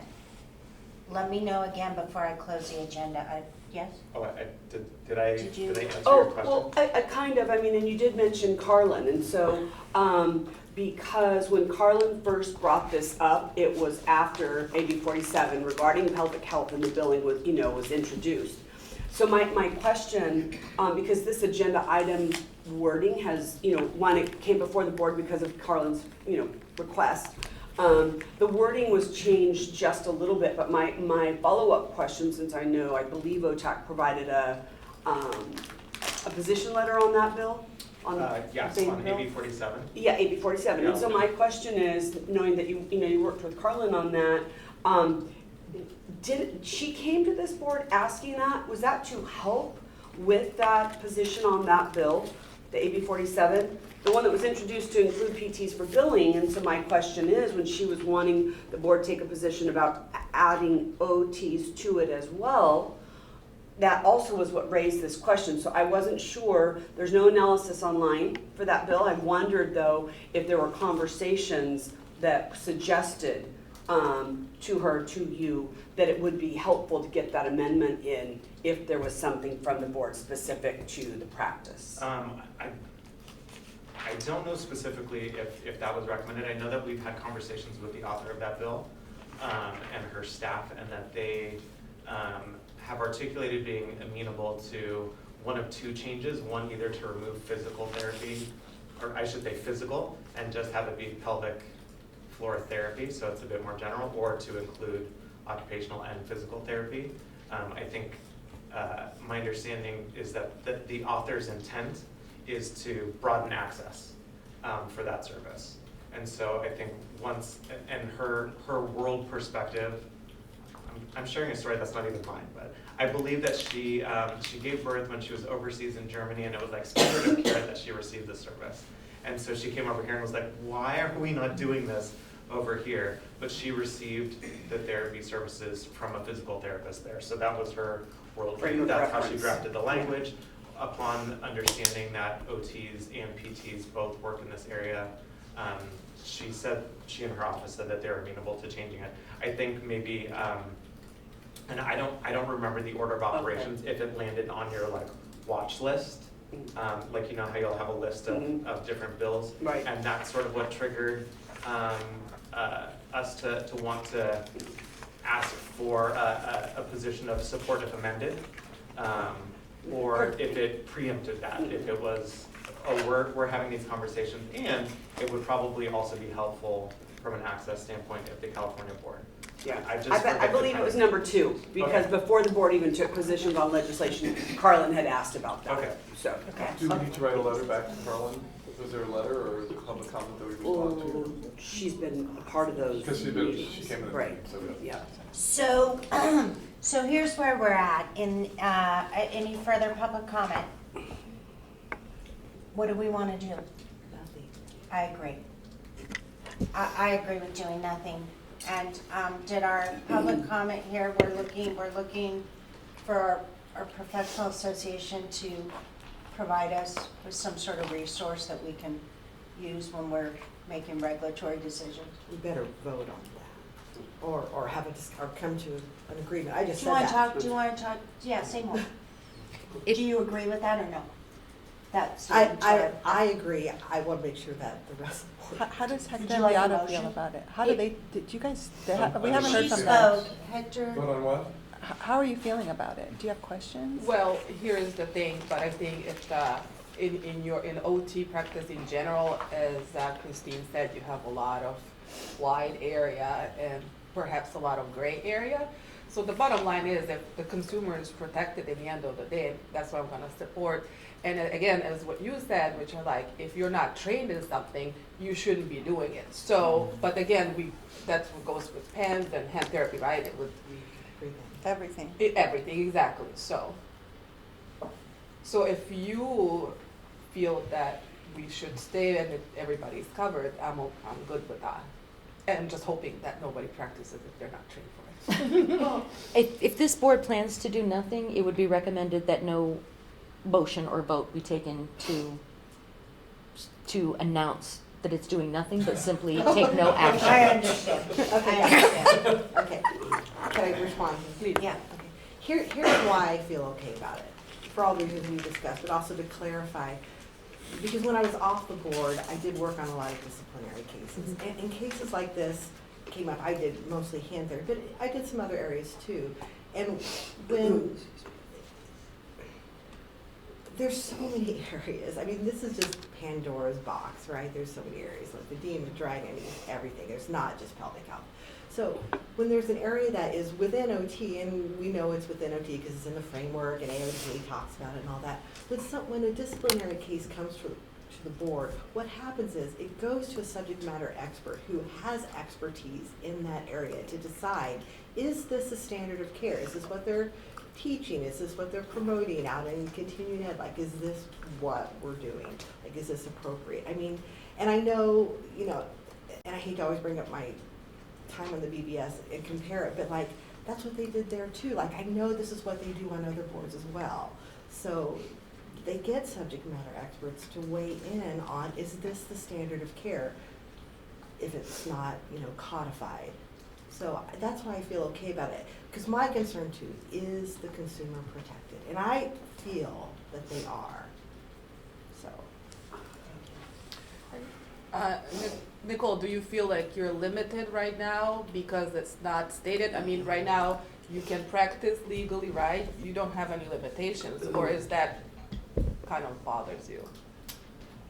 There's a multitude of things. I don't feel limited, but I think because it's not well known that OTs do this, not as many people have access to it. And even students in the universities don't know that OTs do this. So I think that there's a bigger picture here of getting it to be more well-known across the board, starting from the educational system and then moving way up to, so that more people have access to pelvic health services.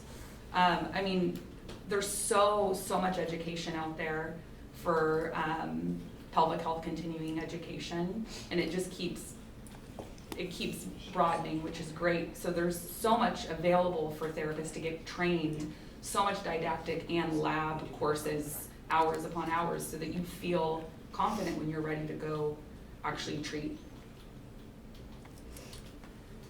Nicole, are you listed as one of our subject matter experts on pelvic health for the board? Should we receive a case? No, I'm she's not, no. We would have, we would contract with you. So yes, we do not have a contract for her services. How does that initiate? Would you like to be? I can talk to you about that offline. Possibly. Okay, let's talk offline. Okay, so, I mean, some of our safeguards, to the point, some of our safeguards is to have our subject matter experts in Which we place. don't have currently. Should a regulatory. Carlin, you have Carlin. And it doesn't mean that we don't have to have just one, Yeah. that's in your purview, just Yeah. report back to us. Well, I can tell you right now, if a case came up, we do not currently have an expert that we contract with to review a case specific to pelvic health. Well, we know two people But we don't, yeah, all who I could said was, potentially be. yes. Carly did. Yep. I'm just saying we have no one. Okay, now. so that we want to have that in order should something come before us. Any further discussion? Hector, did you have any comment you wanted to make before we moved on? And remember, we're doing nothing, so let's not go long on this anymore. No, so basically what I'm picking Not up you, you can go long, I meant to everybody else, you know, Oh. yeah. is You haven't that, spoken. We're doing nothing and, okay, go ahead, Hector, my apologies for that. that's right. Okay, so basically it's staying within our, within your own scope scope of practice? Like, for example, you all feel comfortable like doing your specialty of hand therapy and not venturing into pelvic therapy? I mean, is that what we're talking about? You shouldn't do, it says in our law that you shouldn't practice what you haven't been trained for. Okay. Even if you're licensed to do it, Mhm. you shouldn't do what you haven't been trained to do. Okay. Got it. That's it? Yeah. Look at you. Okay. Okay, so we are gonna take a break. We'll take just a 10-minute break, and then we'll come back together and we'll continue on with the rest of the items. So thank you very much to our public. We hope you stay, and we'll be back soon. And that wasn't a directive for you not to, I wasn't directing you not to speak. I wanted to level set that people, because they all have a flight, and I'm nervous. Back together.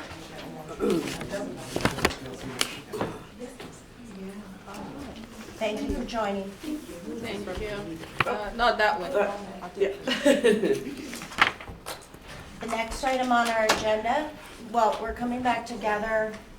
It's Friday, November 3rd. It's 11:22 a.m. We're coming to you from Glendale Community College, and we're the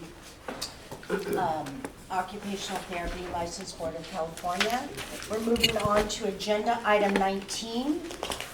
We still have one agenda item from yesterday, but we will move that further. We're going to go through all these.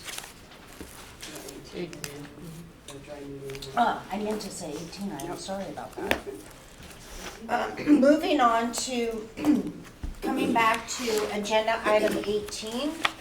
We're gonna, our next item is discussion and possible action on whether the use of dry needling as an intervention is within the occupational therapy scope of practice.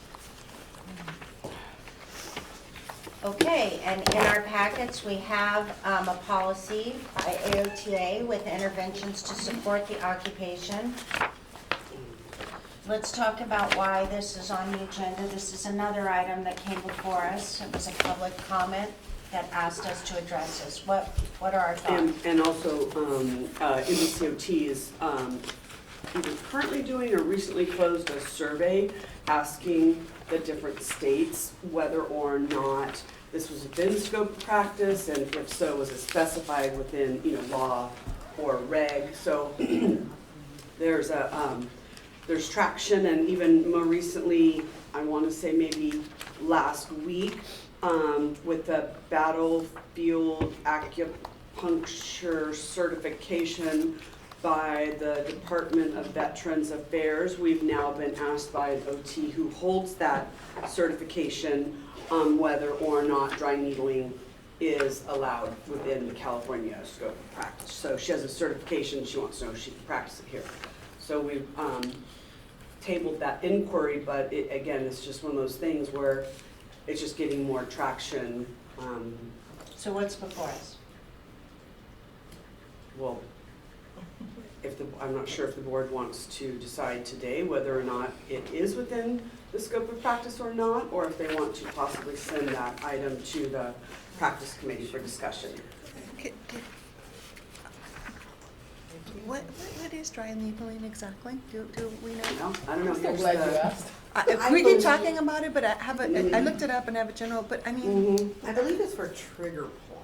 is it like acupuncture I or? do believe But the so. acupuncturists do that. It's not necessarily acupuncture, which is a little bit different. I think it's for like treating trigger points. Interesting. But with needles. Right. It's a Similar. certain I type. believe. I don't do it. I don't know anything. I'm not trained in it, so that's why I don't do it. But I believe that's what it is, yeah. Perhaps we need more information. It is, and also we're constrained, as we've discussed in our previous item. So, Assertion. dry needling. Well, is it the same, would you say the same about this? Because it's an intervention and not? I did not do any research about dry needling. Yeah, because, right. I did not see these words. So Yeah. And we can Nobody was also there. bring this one back if we don't have members from the public. But dry needling is a treatment that healthcare providers use for pain and movement issues associated with myofascial trigger points. With this technique, a provider inserts thin needles into or near your trigger points. The needles stimulate your muscles, which causes them to contract or twitch.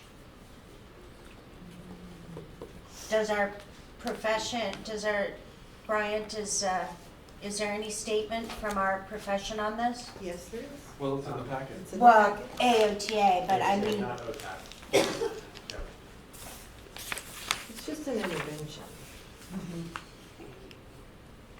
It's a modality, like ultrasound, like. I mean, I would be inclined to do what we did the last one, which is say nothing, because we're not able to state that it is in the Practice Act based on the available, it's not in our Practice Act, but we can't say it is or it isn't. yeah, but let me ask you guys, you all, what you think about this. Is it something that we want to do further looking into for possibly an advanced practice? Well, I recognize that we may be looking at advanced practices altogether, and I understand that, but right now, I guess, so a practitioner practicing this, and we can insert needles, but they can't use any other PAMS modalities. I don't know. Right, it's not a physical agent modality, because you're not using electricity, water, thermal, Sound. light, sound, thank you. I mean, if we had a case come before us where there was a disciplinary action, I think we would need more education about what it is, so it might be helpful to know more about it as a board, just in case something comes to us. And then we can make a judgment should there be a consumer complaint. I would like to know more about it. And about whether it's a malpractice issue or not. And obviously, you get some subject matter experts too when you do cases, but We don't have one for this either. yeah. I don't think you guys even know of one who does that, so. Oh, I do have one, the woman who sent the email last week. Okay, get her on board. No, she's asking if she can do it here, so. So, has there been a response back to her? No, just we'll have to get back to you. It's an intervention, just like anything else. Why can't we ever ask her for a board meeting that's in her area to come before the board and provide more info? Okay. we can do She's our that. one subject matter expert. Oh, no, I'm not suggesting that. She's the one who attached her certificate of this battleground acupuncture. Oh, there's one more word, I'm sorry, it escapes me, but I wanted to know if she could practice here. She happened to attach that certificate issued by it was Department of Veterans Affairs, or maybe the Department of Defense, I'm not sure, but we just said we have to get back because it was going to be on the agenda, and because we don't, board staff doesn't know. So, but we could certainly invite her and just say, could you come provide a presentation? I don't have a problem with that. I'm just saying she wants to know if she could do it in the state of California. What state is she from? I'm not sure. Well, because it's intervention and you don't have anything that says no, I mean, it's, I don't know. I didn't really hear you. I'm sorry. oh, I mean, because it's an intervention, we don't have everything So- listed on those types of so- interventions. I mean, I'm getting the feeling like this is gonna be like everything else, like pelvic health, and frankly, now I'm concerned about all these issues that have gone to the practice committee. That anything we come back with, we're gonna be met with this thing like, well, no matter what you guys think, if you wanna do anything, these are your two options. Do nothing or move forward. So, on this issue, why couldn't we say nothing? Follow me on this. Not make a statement here on this, the board did not weigh in on making a statement, and then let our licensee know that if they have further questions, they can come before the board with specific questions and educate us. I mean, we can make it softer like that, like it's totally optional if they want to. but I don't know that we'll be able to give any answers. That's my concern about inviting someone to come before us. Within that AOTA policy E18 interventions to support occupations, I would call your attention to number 7, which states vary in the inclusion of interventions to support occupations within the defined scope of practice and requirements for training and continuing education for these techniques. There's no consensus from state to state on the minimum standards for evaluating competency or certification in the use of interventions to support occupations. Can't we give her this as an answer? I would say that doesn't, yes, we can, it's Until she it's a reads resource, 7. but it's, right, it's a resource certainly, but again, that's not the same as whether or not that can be done in this state. I would say this encourages her to call Right. us up and Yeah. say, Right. Well, Can I do it in the state? why couldn't we just say the board discussed it and would refer you to look at resources that are available, and then she can do whatever she wants? or we could say the I'm- board does not have a policy, it's not in the Practice Act, but it's not in the Practice Act, can we say that? Board does not have official statement regarding dry needling? Board chose not to make official statements. So I do have one comment. Pelvic health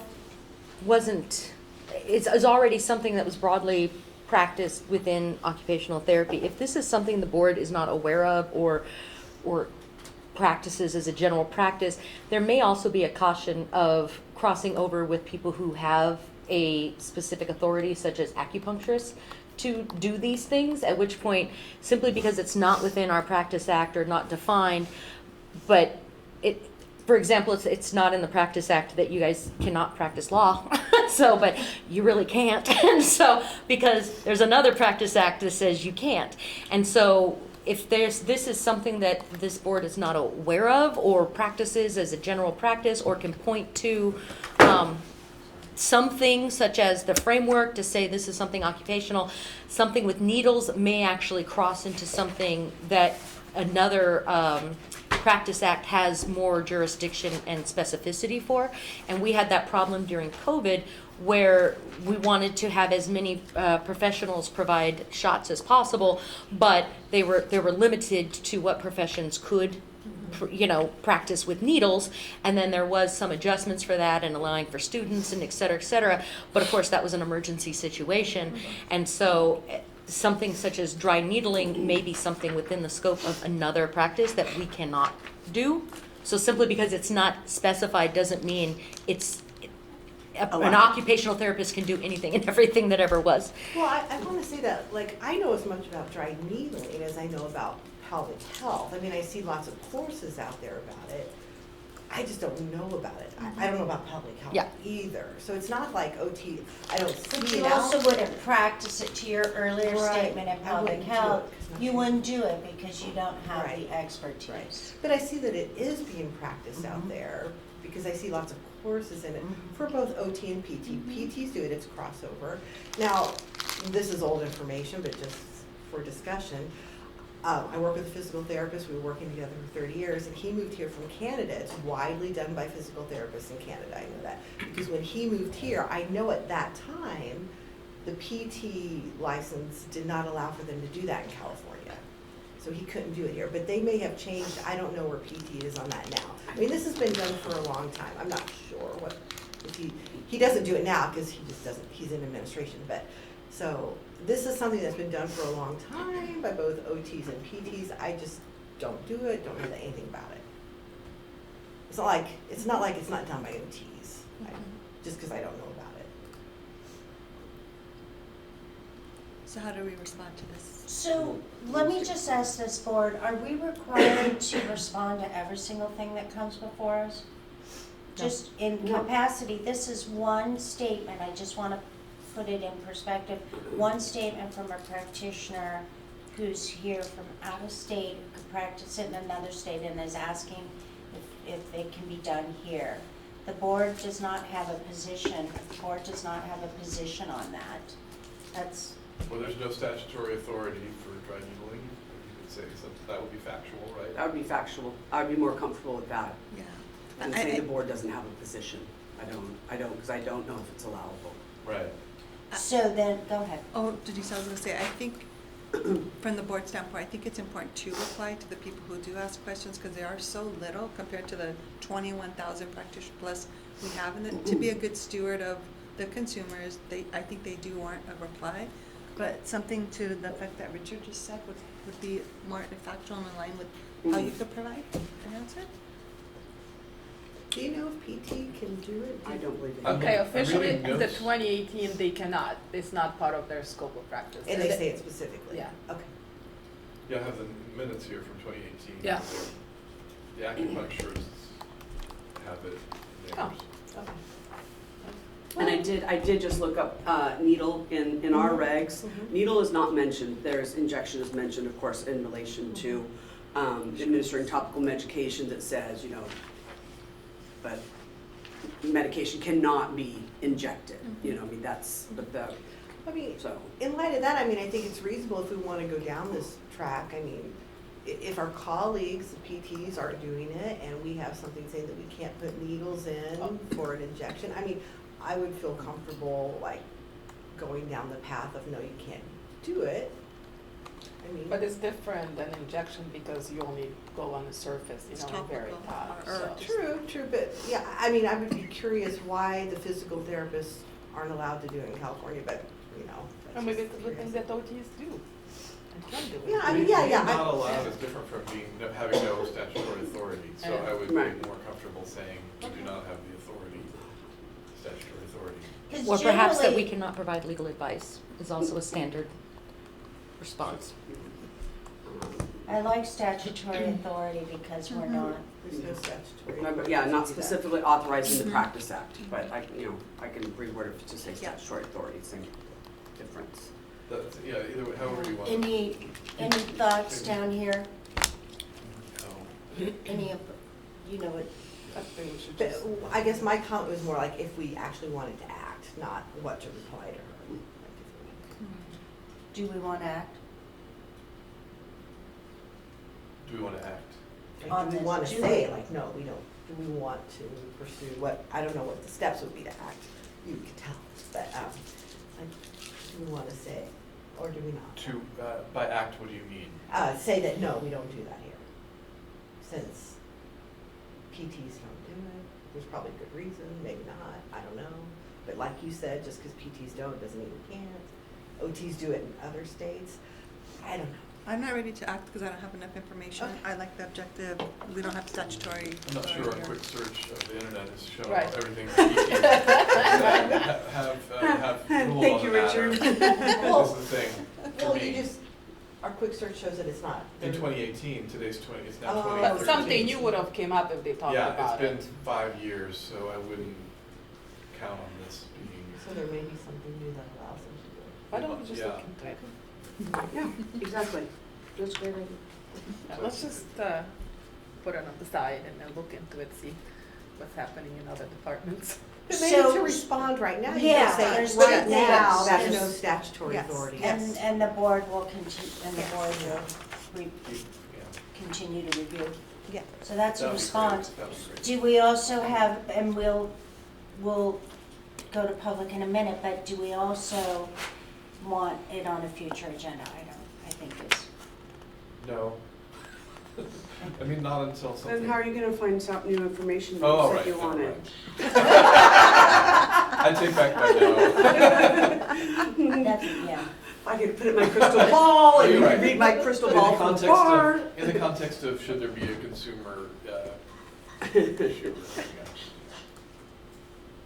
So this won't be in a future, It will. it will? We're well, it's always at the discretion of the board president, but we can. After we said no, we realized that we wouldn't be able to bring back further information if we didn't put it on a future agenda. So it will be in a future agenda. Great. Okay, do we have to have a motion? So I'm sorry, staff are directed to Why include need this to on go a to future public? agenda, but also bring back more information. Yes. Staff are Thank you. directed to write a letter that says we Right, have no public statutory, comment response. public comment response, no statutory authority. We'll bring it back on a future agenda, and staff is directed to put on a future agenda item. Do we have any further comment? Do we have any comments from our public, Brian? Okay, so no public comments. Do you need a motion? Okay, then moving forward. moving on to agenda item 19. Consideration and possible action to amend CCR Title 16, Division 39, Section 4150 definitions and add that to current regulatory package, proposing amendments to sections 4151, 4152, 4153, and 4154 relating to advanced practices, and sections 4161 and 4162 relating to continued conference. Hopefully this was quick and easy. When the language was brought to you at the last meeting, 4150 was not included. However, we realized that the reference to post-professional that had previously been removed from the phrase post-professional education training, previously removed from the statute. This reg was missed. It's shown there in strikeout. Strike the words post-professional, capitalize the E on education, and that's board staff's request. Yeah, pretty easy. Do you need a I move that motion? we adopt the proposed Approve. language. Oh, Approve board, it. public comment? Hi. Hi. I just wanted to I guess, ask from a clarifying standpoint. So when AB 2221 was passed, it specifically, and you can look this up on the Lit Info Tracker, it specifically removed the limitation of post-professional training and education. And so this, to me, that's the legislative statute, and now it feels like the regulations are being changed to reintroduce that.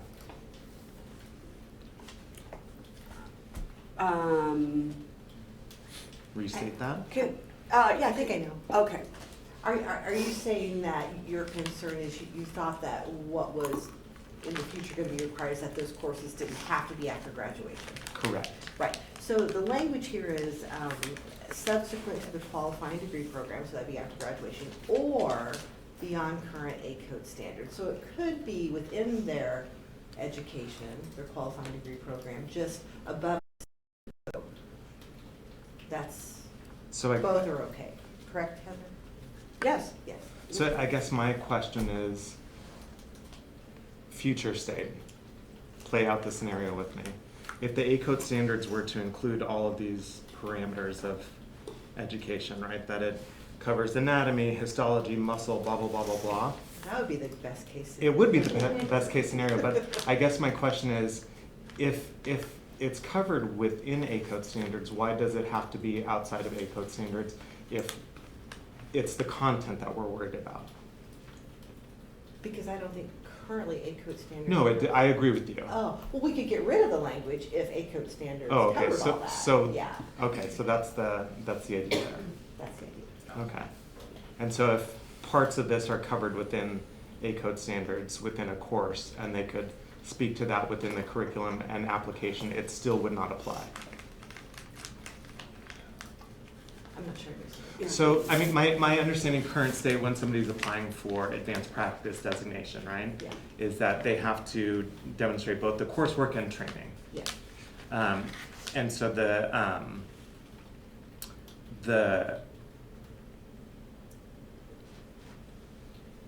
and then there's specific content areas. Yes.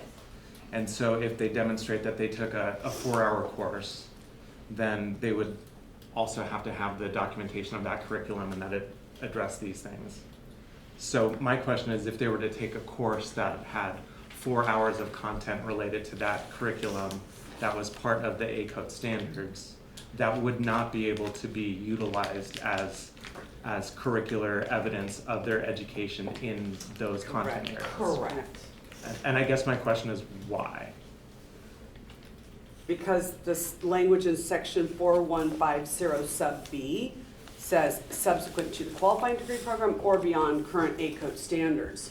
And that was helpful in the past when there was not an ACODE standard for it, yet some programs did provide content that was beyond ACODE standards that allowed the student to use that. So it was a part of their qualifying degree program, however, some of the content was beyond the ACODE standards. So that was actually to the students' benefit that they could count that towards advanced practice approval once they got licensed. That's also what educational programs did, was that they would say, we want this course approved, and they would submit documentation saying, this is the content covered under these A code standards, here's the part that's beyond, so that they could ensure that those students who took those courses would be able to apply it towards an application once they had completed, all of the hours for both education and training. Right? And so that is still permissible? I mean, I know that, Yes. but we're no longer approving courses, right? Yeah, we're approving. Yeah, Oh, if we the are? schools submit them, yes. Okay. Mhm. But it's also not required that they're approved. It is not required. Okay, maybe that's the part. Yeah. So then I guess the second piece being with that, the legislative change, it also required the post-professional training. Post-professional was omitted, correct. So It still then, says education and training. so then would fieldwork education fall within the training because that's not post-professional? If it's above and beyond what's required for graduation, so if they do like a third fieldwork too, in hands or pans or swallowing. Gotcha. It- That Or includes- extra hours, so they Or extra hours, yeah. complete their level 2 fieldwork requirements that meet the number of weeks for the A code, but then they stay on and they do 3 more weeks in a hand Yeah. clinic, for example. I don't, Yeah. yeah, so then it's beyond, right? But it can't be a part of it, that can't be one of the students' choice of their, 2 fieldwork areas. It can't be at the hand clinic, but if they meet the requirements for the A code, the number of weeks, and they're able to stay on, then they would count that then. And I'm sorry, but Christine's better, I'm sorry, yeah. I'm No, you're trying to right. scoop you, I No, know no, that. no, That's right. You're right. Yeah, I mean, No. as a practitioner, I feel like it's definitely a gray area and confusing when you have statute that has specifically removed the limitation of post-professional, and yet there's still sort of this regulatory interpretation that has a clause that it's still part of their professional training, but we're saying it's above and beyond what is required. It feels like an interpretation that maybe supersedes what the statute is.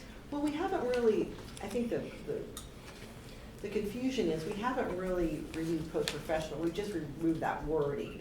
So we've sort of redefined what it means. Because we are in a transition area where we have improved A code standards that include a lot of these content areas for advanced practice. So we're closer to having those included, but we don't have everything there yet, right?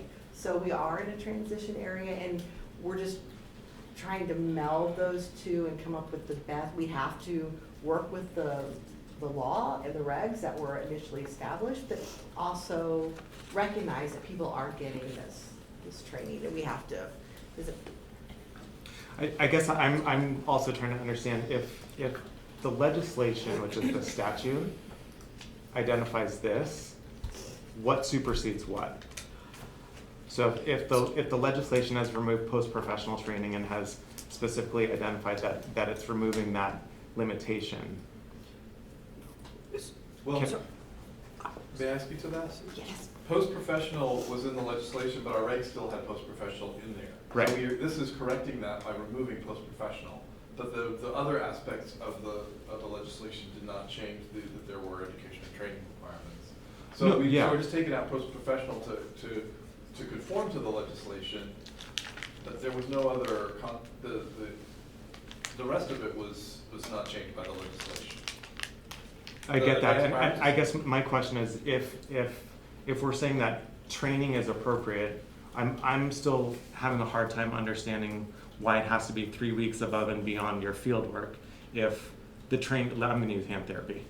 And So I'm because- looking at Christine. Well, the ACOD standards, the ACOD standards do not barely include any training. It's all pretty much education.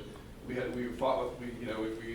commented on because they had demonstration and they were like, hooray, demonstration means the students have to demonstrate, so there's some hands-on training. And then they took it out and we're like, what are you taking it out for? We gotta put it back in because look at the situation we're in. So this has been a dialogue for 23 years with ACOs to encourage, about what would be required in California to have the ACOT students comply with the advanced practice requirements in California, and then we could eliminate at that point the advanced practice requirements. So we're trying to achieve a balance here. I'm going to take ACOD out of it, because if the focus is on what the educational content is and the training content. We can't take ACOT out because of the law. Okay. If I may, so just real quickly, so we're proposing this as cleanup, okay?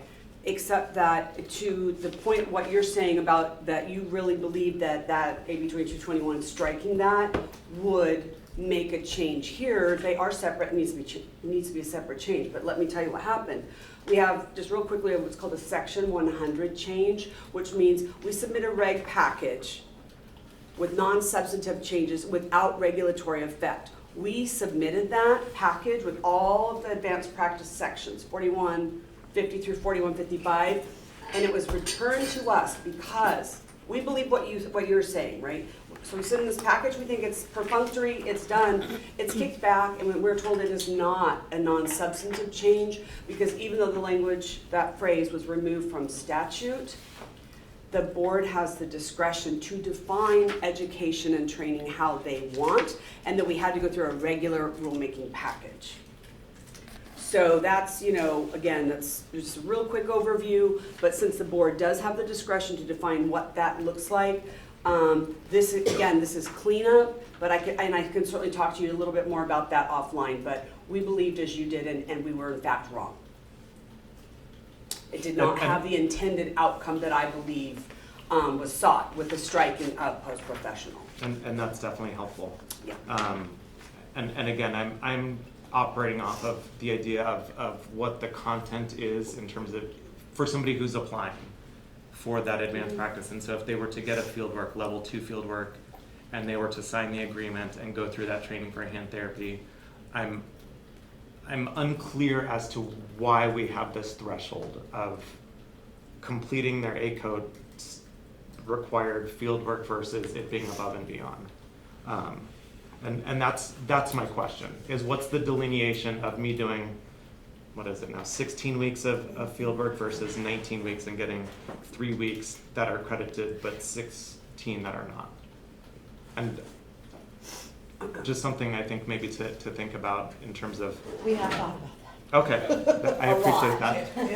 And just, if I could just say, when I was doing my level 2 field work at St. Mary's Hospital in San Francisco in 1993, 4, whatever it was, there was a student who did a third field work in hand therapy. She did her regular 2 field works, and then she spent another 3 months doing hand therapy only. And that's been a long-standing practice, even prior to licensing. Okay. Yeah. We understand, we've talked a lot about it, that's just where it is right now. Yeah. Okay. And as you heard, Heather is available for any further questions offline. Maybe at conference week. Okay, yeah.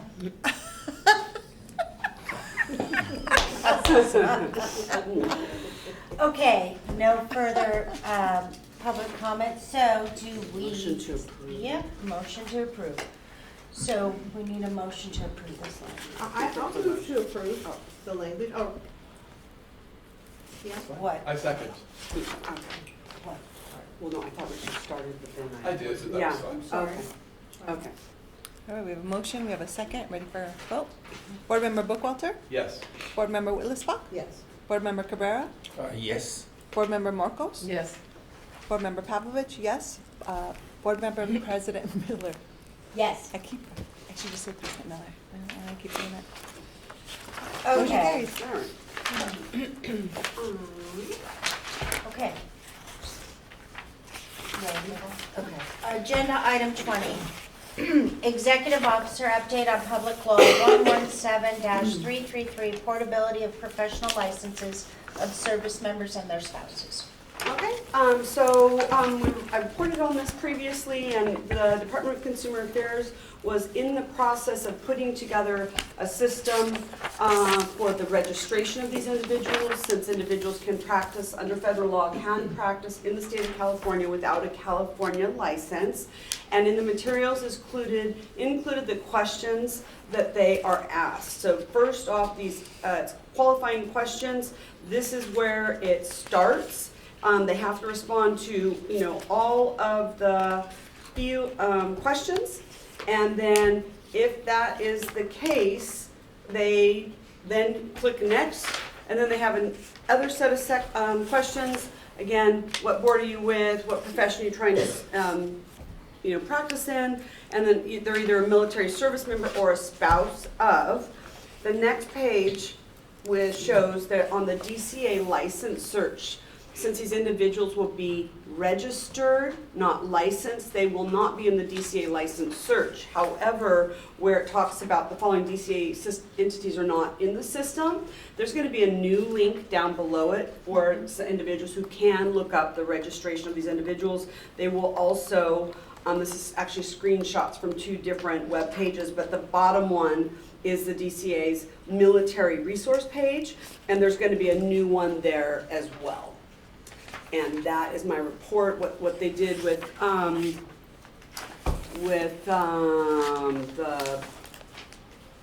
bill that, SB 544, that addressed the open meetings requirements. They did slip in some language regarding this registration that would allow this, so that we can keep track of folks in the event that there is a complaint about an individual who's looked up and they don't have a license. We'll always have this other system we can look in and find out what the home state or states are.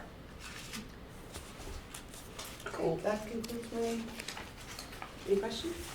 Any questions, any public comment? Okay, seeing none, that was a report. Moving on to agenda item 21, report on boards pending regulatory proposals. So I mentioned last meeting, that because there were such a number of different sections being amended, shown in this report on page 1 and 2 are the packages that you all approved last week. The one on page 1, the second package, that is where we will add the language that you approved today. We wanted to add it to the package that did refer to advanced practices. And that's shown at the top of page 3, that we will be adding that. And then, of course, we have the language for the 4180 and 4181. This will be an ongoing report. When they remove from this page about process not yet started, once it comes to the board, it'll be moved to the other report. And that was kind of like your placeholder, and you'll be able to track the status of those various packages. Okay. Any questions? Okay. Does the board have any questions about any of these updates? Any questions from our public? Cool. Thank you for that update. Status to increase, agenda item 22. Status update to increase and establish new fees, ad hoc budget committee to revise statutory language for the board to consider at a future meeting. So we'll start first with your report and then the follow-up. Yes. So my report is that given the savings, so that our expenditures were lower, as well as a bump up in annual revenue collected, it further pushed out the need for the fee increase. And so what we will do is, seek an author in the spring.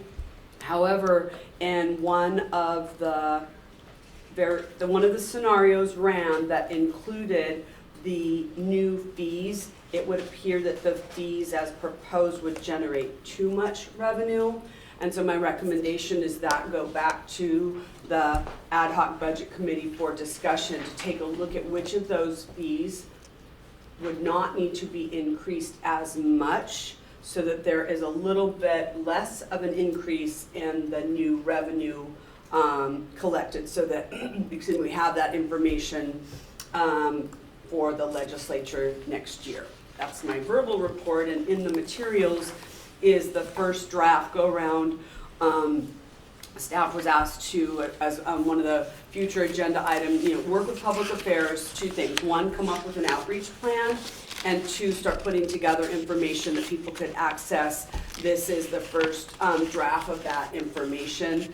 It's not finalized. There's some changes that need to be made. Some, especially some of the fees are proposed to be different. But this is the information that we're having it first go around. So Heather, Yeah. when it goes back to the committee, do they have a formula to work from in terms of what the initial projected forecast was to be, what the amended looks like, so they can make educated decisions on what needs to be? So we're fortunate that the document that is used counts workload, right? So for example, 7,000 renewals or 250 advanced practice applications, et cetera. So the document, uses workload and a fee. And then, of course, it totals it on the side, and then there's at the bottom is like the total revenue. So what they did last time, and we would do this time, is have the flexibility to do it live online, so that you could see what the impact is, right? So, if, for example, let's say the advanced practice application, well, if it's 200 per year times a $200 fee, all right, well, that's only $4,000, right? So even if you lowered it to 100, you're still at 2,000. That 2,000 is probably not enough money. Do you know what I mean? And so they will be able to see real time what the impact is. So maybe instead of $350 for the OT renewal, maybe it can be $315, and maybe the 270 OTA renewal, could be $210, for example, right? Okay. Or unchanged, right? I mean, so it'll be by revenue category that they will have that information to consider various scenarios. Okay, thank you. Excuse me. I'd speak in support of sending this back to the ad hoc budget committee to look at the numbers, because this, obviously we can't approve this if they might be changing. Right. Right. Yeah, no, this wasn't for approval anyways, because it's Yeah. Definitely a draft, it's a work in progress, but it's to kind of give you an Except for the dollar idea. amounts, I do like the document. And one of the things is that, for example, is that when there is information posted on social media, there'll be a link to this page, it will be embedded. So, again, it's a first draft, but the whole intent was to be able to explain it without trying to put a bunch of complicated information out there, right? I mean, I feel like the budget committee took great pains to establish new fees, so insofar as to reduce the impact to the license renewal fee, for example, right? It's a very complicated thing to explain, but that could be something that, is put in a document like this, so that anyone interested would be able to access and have that understanding and that perspective when they were looking at the fees proposed. I'd be interested in hearing the public reaction to the document, independent of the dollar amounts, which is a separate kind of, there's two different. I was just thinking that. Yeah. Well, they're gonna say, yay, thank you. Or they probably won't know. Yeah. So, Brian, do you have any comments? I'm happy to hear the verbal analysis of it.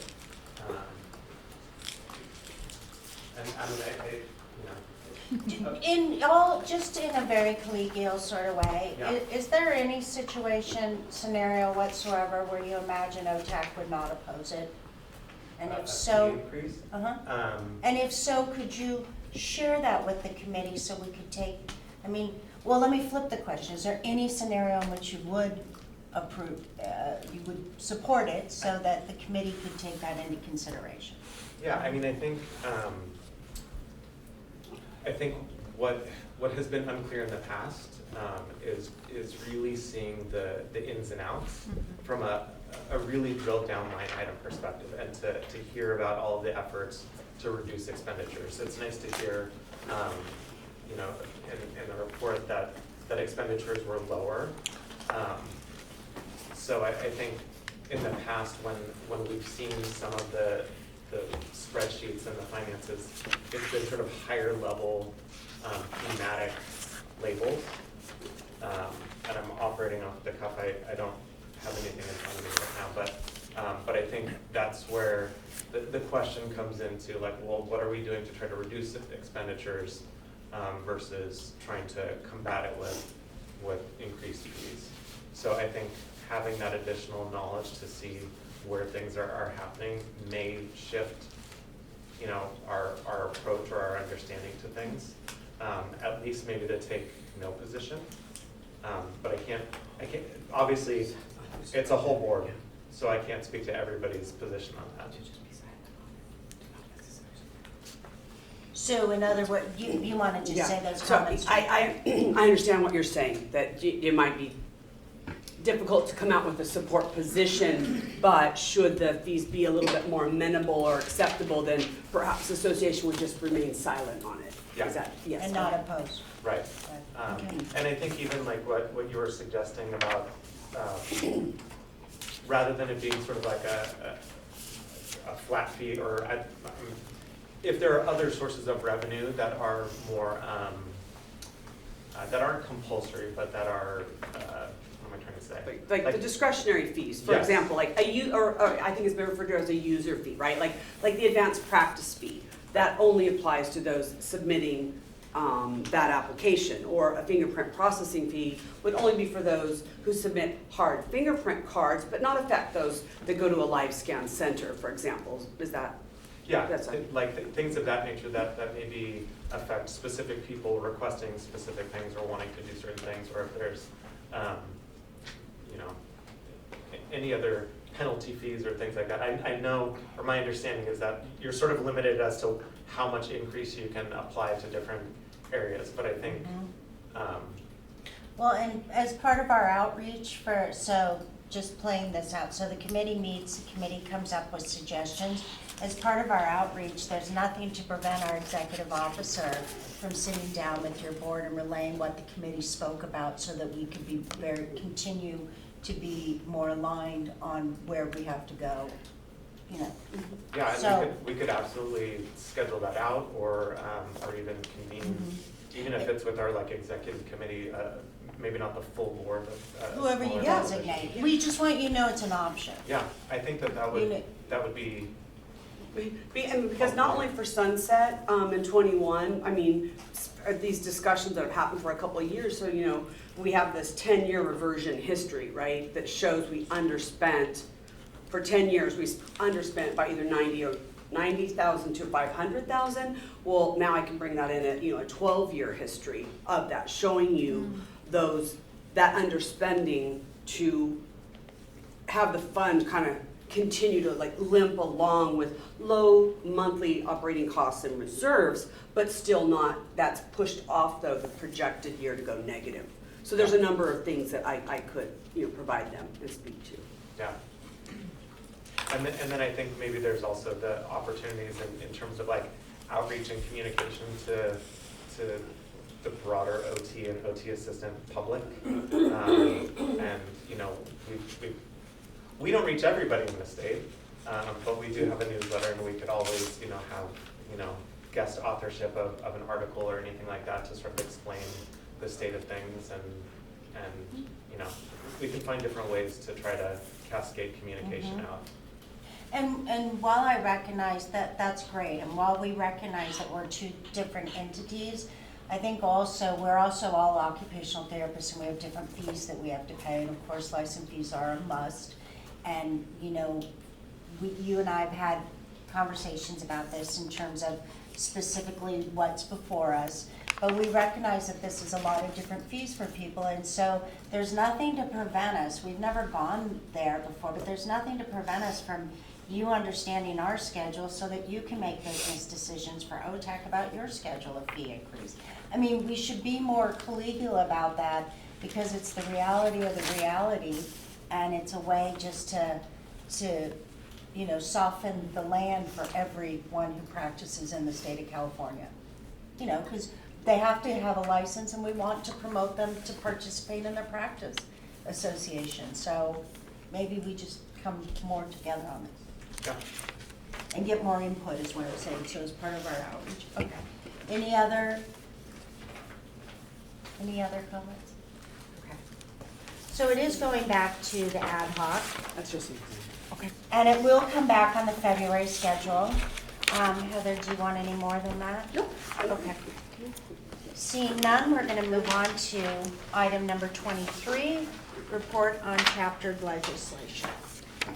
So here are the bills that the board was previously watching, the position on, et cetera. So I mentioned last time some of the bills had either changed subsequently in terms of content prior to the submission of the letter, or in this case, they had moved. And so we tried to put the summary there so you can remember, and the date that it was signed into law by the governor. And following that though, because I know that one of the big concerns was Senate Bill 544, there was the budget bill language that went through that gave the COVID-like requirements through December 31st to allow folks to meet via teleconference and not provide the address. That only went through December 31st, and that was Senate Bill 143. That was sort of a stopgap measure in order for SB 544 to wend its way through the process. And I was in training when this information was covered in one of the quarterly leadership meetings.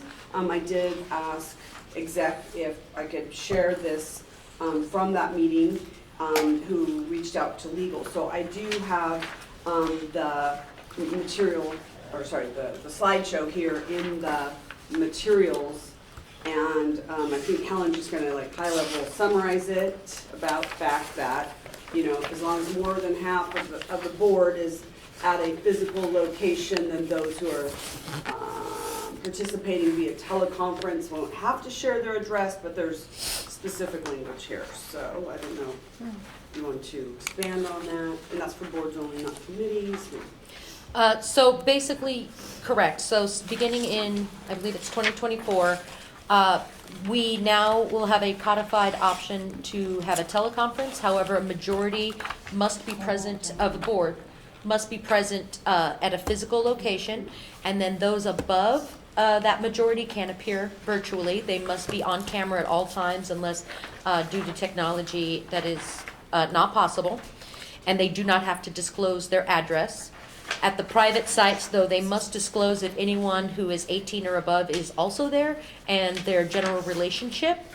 And also, of course, if they have someone who's present at that location who wishes to make a comment, they must be able to do that. The public must be able to also attend virtually. However, that can also include telephonically. And they must be able to attend at a publicly accessible teleconference site where they can both audio and visual observe the meeting. For advisory bodies, there must be one publicly accessible site where they can, where the public can attend and participate, and at least one staff member must be present. However, all the advisory body members can be virtual, and they do not have to post their location. They do have to stay on camera. I believe those are like the big highlights for right now. Yes. Question, so we know WebEx has a little bit of difficulty with infrastructure and supporting, even when we just have our board meeting, we have to turn off our cameras to support, because, you know, we get dropped and all this stuff happens. So in that scenario, I mean, are they flexible? I can imagine more public, and if they're supposed to be on, I mean, we're still gonna probably have the same problems because we have it in a limited capacity already. Does that kind of make room for technical difficulties? Yes, so there's the exception for technical issues. Okay. And so, and obviously if something goes horribly wrong and your camera explodes, then you just can't. But yeah, if there's limited availability, that's actually in there. Okay. But to the extent possible, they want the public to be able to see you and see your reactions and kind of participate visually to that extent. So we might try it out, and if it doesn't work, then we say what we normally do, like, okay, unless you're speaking, turn off your camera Yeah, or something so like that. Same thing to the extent possible. Or old-fashioned teleconference with a telephone number. Right. Okay. Thank you. Okay. Anything else? Oh, and let me just add, I believe that's also one of the driving factors to the point that the majority must be present, Yes. so that you the don't limited have amount. the excess majority. If something happens to them, Yeah. we can still function. Okay, thank you. Okay. Any input from the public on this item? Okay, see, I'm just excited that there will be a remote option for participating, for participation from the public. I think that's definitely a limiting factor. okay. Any other board discussion? There's no action on it, so.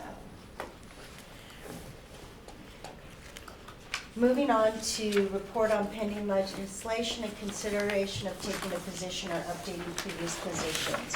So in the past, how we've gone through this,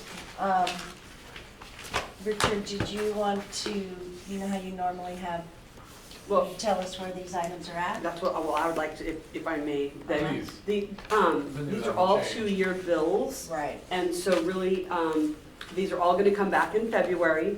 And then at that point, since one of the items for the February agenda is to decide whether or not the Legislative Regulatory Affairs Committee will be resuming their role to review legislation, either the board can take a look at the current version and see what, if any, changes to the position they want to take, and so we can get the letters submitted, you know, before it's at their first policy committee or the committee. There's really nothing to do on these. Is this the right date here on this first one? How can it be introduced and corrected at late afterwards? So, yeah, We that's could look probably at- supposed to be 22. But be that as it may, I mean, it still hasn't been amended since April, so the deadline is too late. Okay. Heather, is there any update on the, I see the athletic trainers, but this is in a different capacity. Are they still under the medical board and trying to get licensure? They are still trying to get licensure, and that is their vehicle. This is the Is one this where the that one? was amended, yes. Okay. Yep. Do you have anything, Nothing else to add on that other than, you know, so whatever versions are might affect the board's position. It is- so you're gonna bring this back in February? Correct. Any other board comments? Any other comments from the public on any of this legislation? I was just given the robust conversation earlier related to pelvic health. One thought might be that, again, currently the language of the bill is for pelvic physical therapy. But if the board so chose to submit a letter of support if amended to include occupational therapy as part of that bill. Other updates I can give you is that AB 381 is currently held in suspense. We don't anticipate it coming out of suspense. Suspense is like a black box that nothing can escape, or a black hole that nothing can escape from. And then the last I'd heard about the athletic trainer bill was that it had been pulled from by the author. So I'm not sure the reason or the status of that, to sort of round up some of your questions there, Sharon. Thank you. Yeah. Anything else? Did we not issue a letter for AB 47? So we took a position of support of amendment. We did take a position of support of amended on May 19th. So I don't know, or maybe it moved too quickly. Just 1 second, please. Did we amend it for occupational therapy, Richard? Yeah. Yes, We okay. did take a position, the supportive amended to include occupational therapy, but sometimes they move to, Is it possible when we support and the letter's available to bring those letters Yes. in our materials going Yes. forward? Okay. So we can Yes, we'll see do what that. we sent to the legislators? Yes. Yeah, great, thank you. And then you can answer that then. Yep. Okay. So you're gonna check to see if that letter went out, Heather? Yes. Okay. Okay, here's, so, moving forward, anything else about 24? Okay, we are gonna take a short break, we're taking a 5-minute break, and then we're gonna come back, we'll have the executive officer's report, we are gonna table a couple of items, and we are going to, and then we have to go into closed session. for the executive officer report, which you're not approving. That shouldn't be as long. Okay, so that's where we are. We're gonna take a quick 5-minute break, okay? 12:20, 12:25.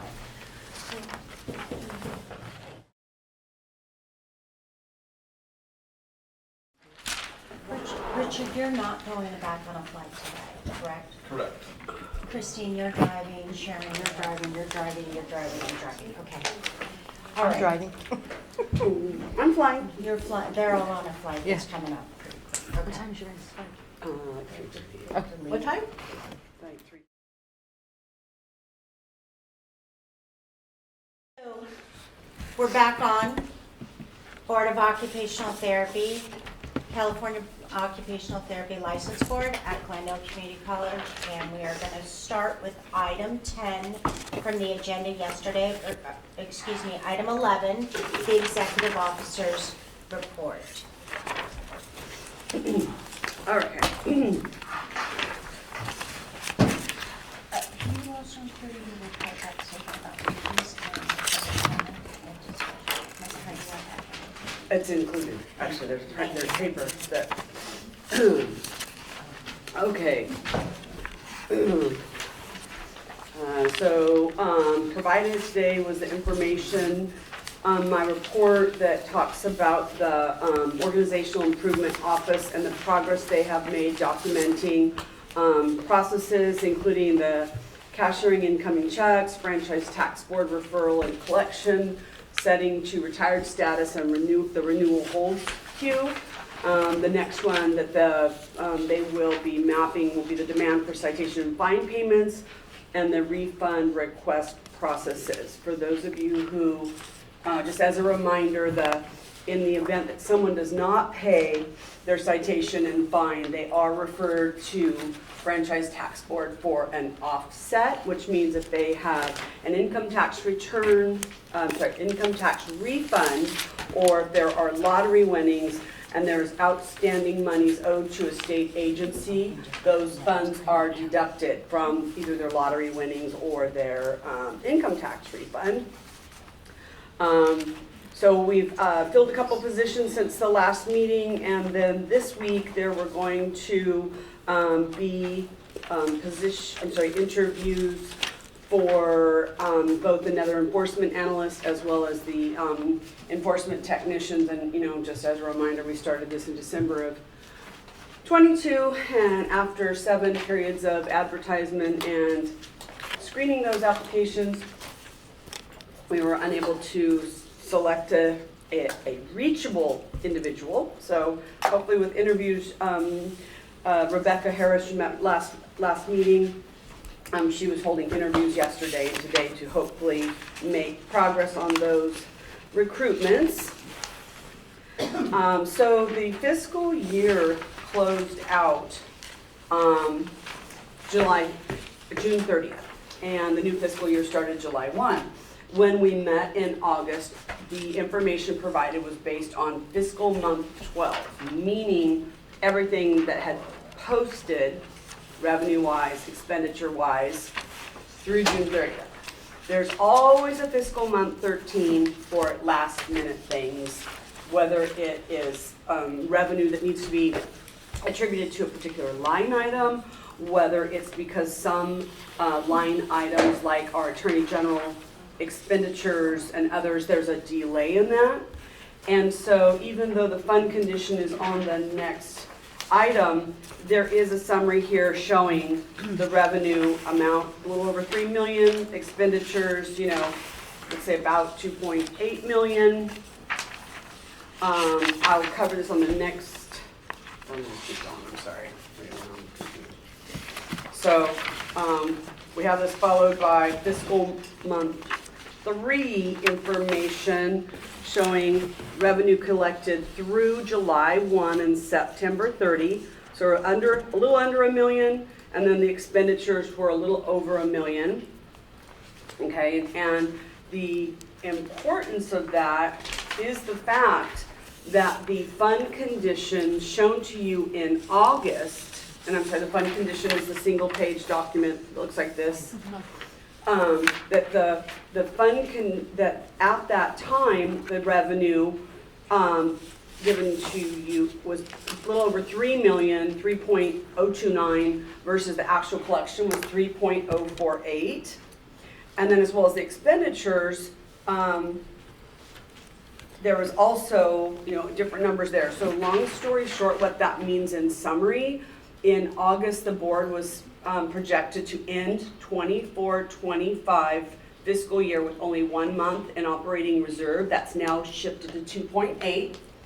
And then in 25-26, the board was projected to be 1 month negative, and now you show the board ending 25-26 with 1 month remaining of operating reserves, right? That's 1 month of operating expenses in the bank account, and the negative showing in the following year, 26.27. So basically, we made over a 2.5 month swing in terms of what the outcome of the board's fund looks like by fiscal year.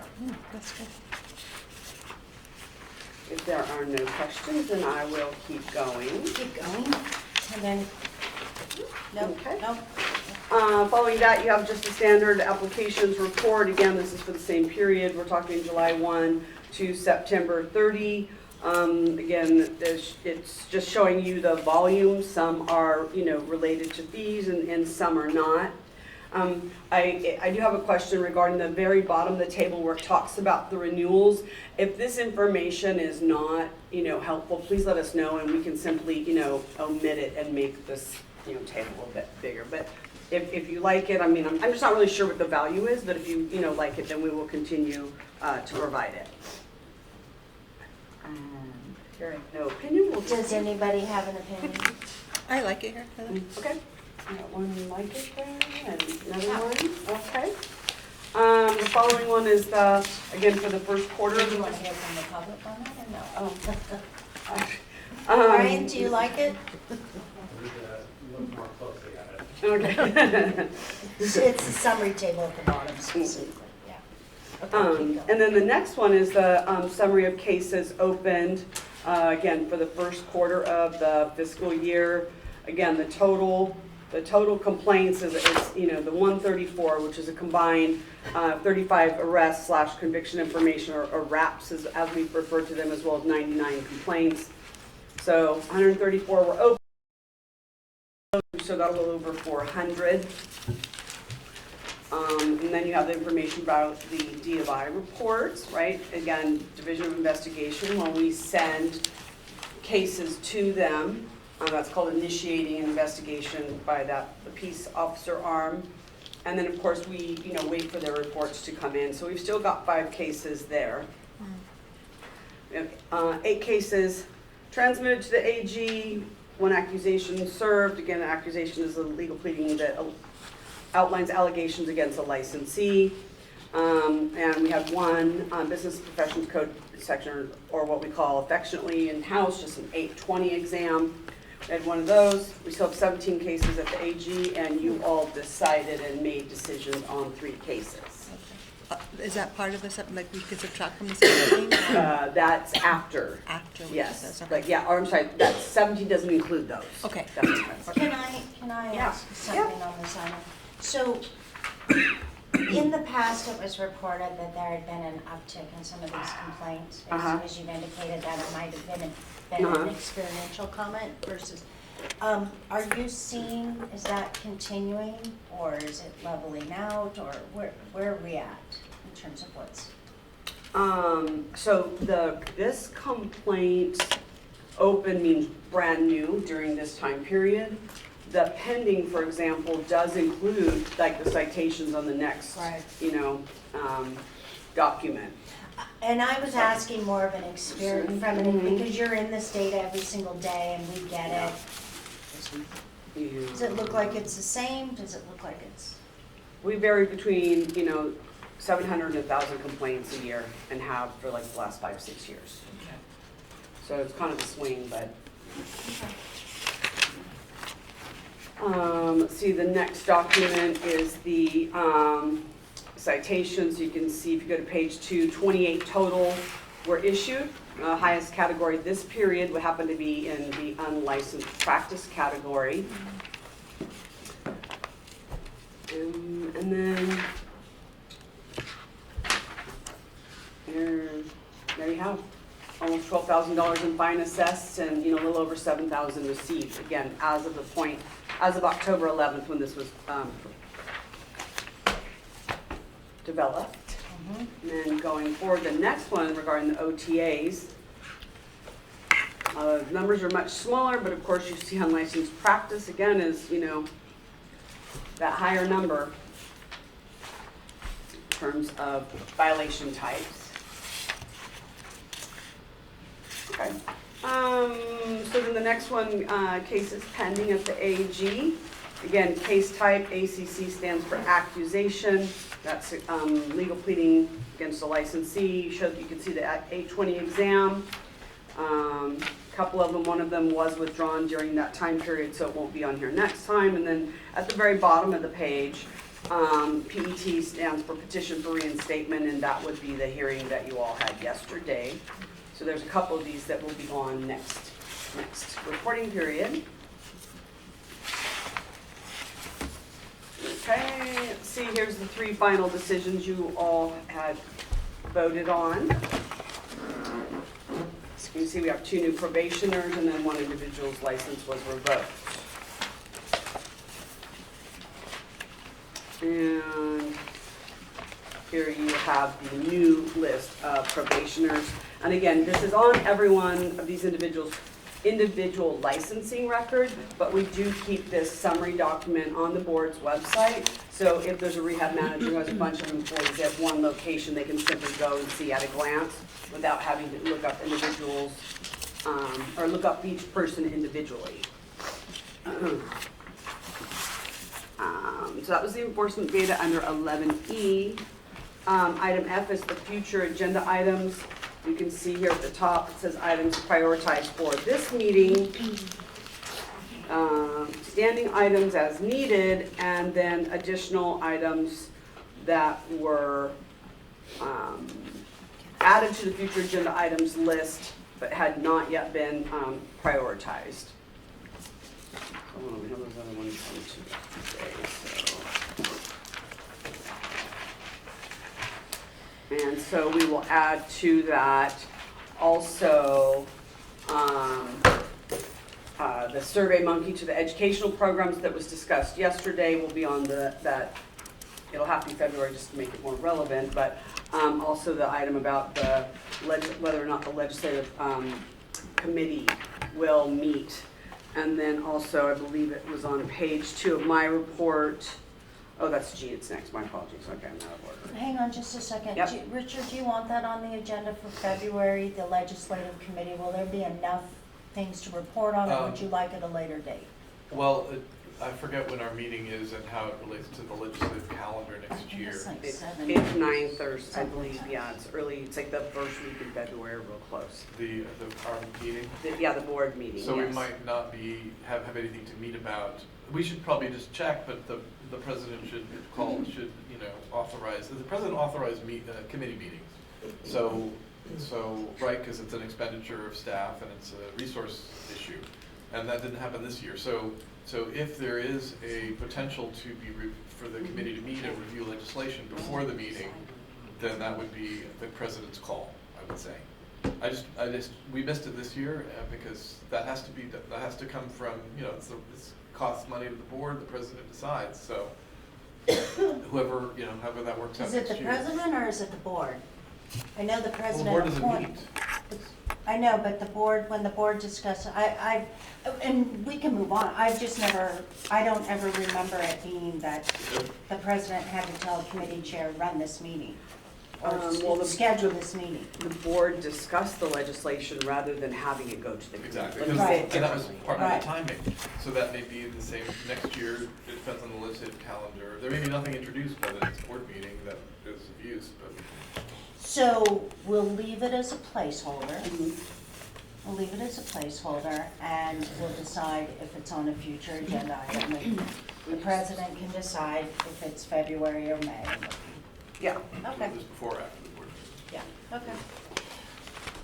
Did you want to continue down your list of future agenda Yep. items? That was it, the list in the materials, as well as the Survey Monkey 2, the educational programs, and then the item about, whether or not the ledge committee should be meeting after that. That came up yesterday.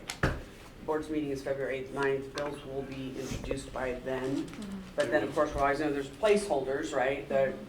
It's just something is put in, and then later on it's gutted, and the real bill is added after the fact.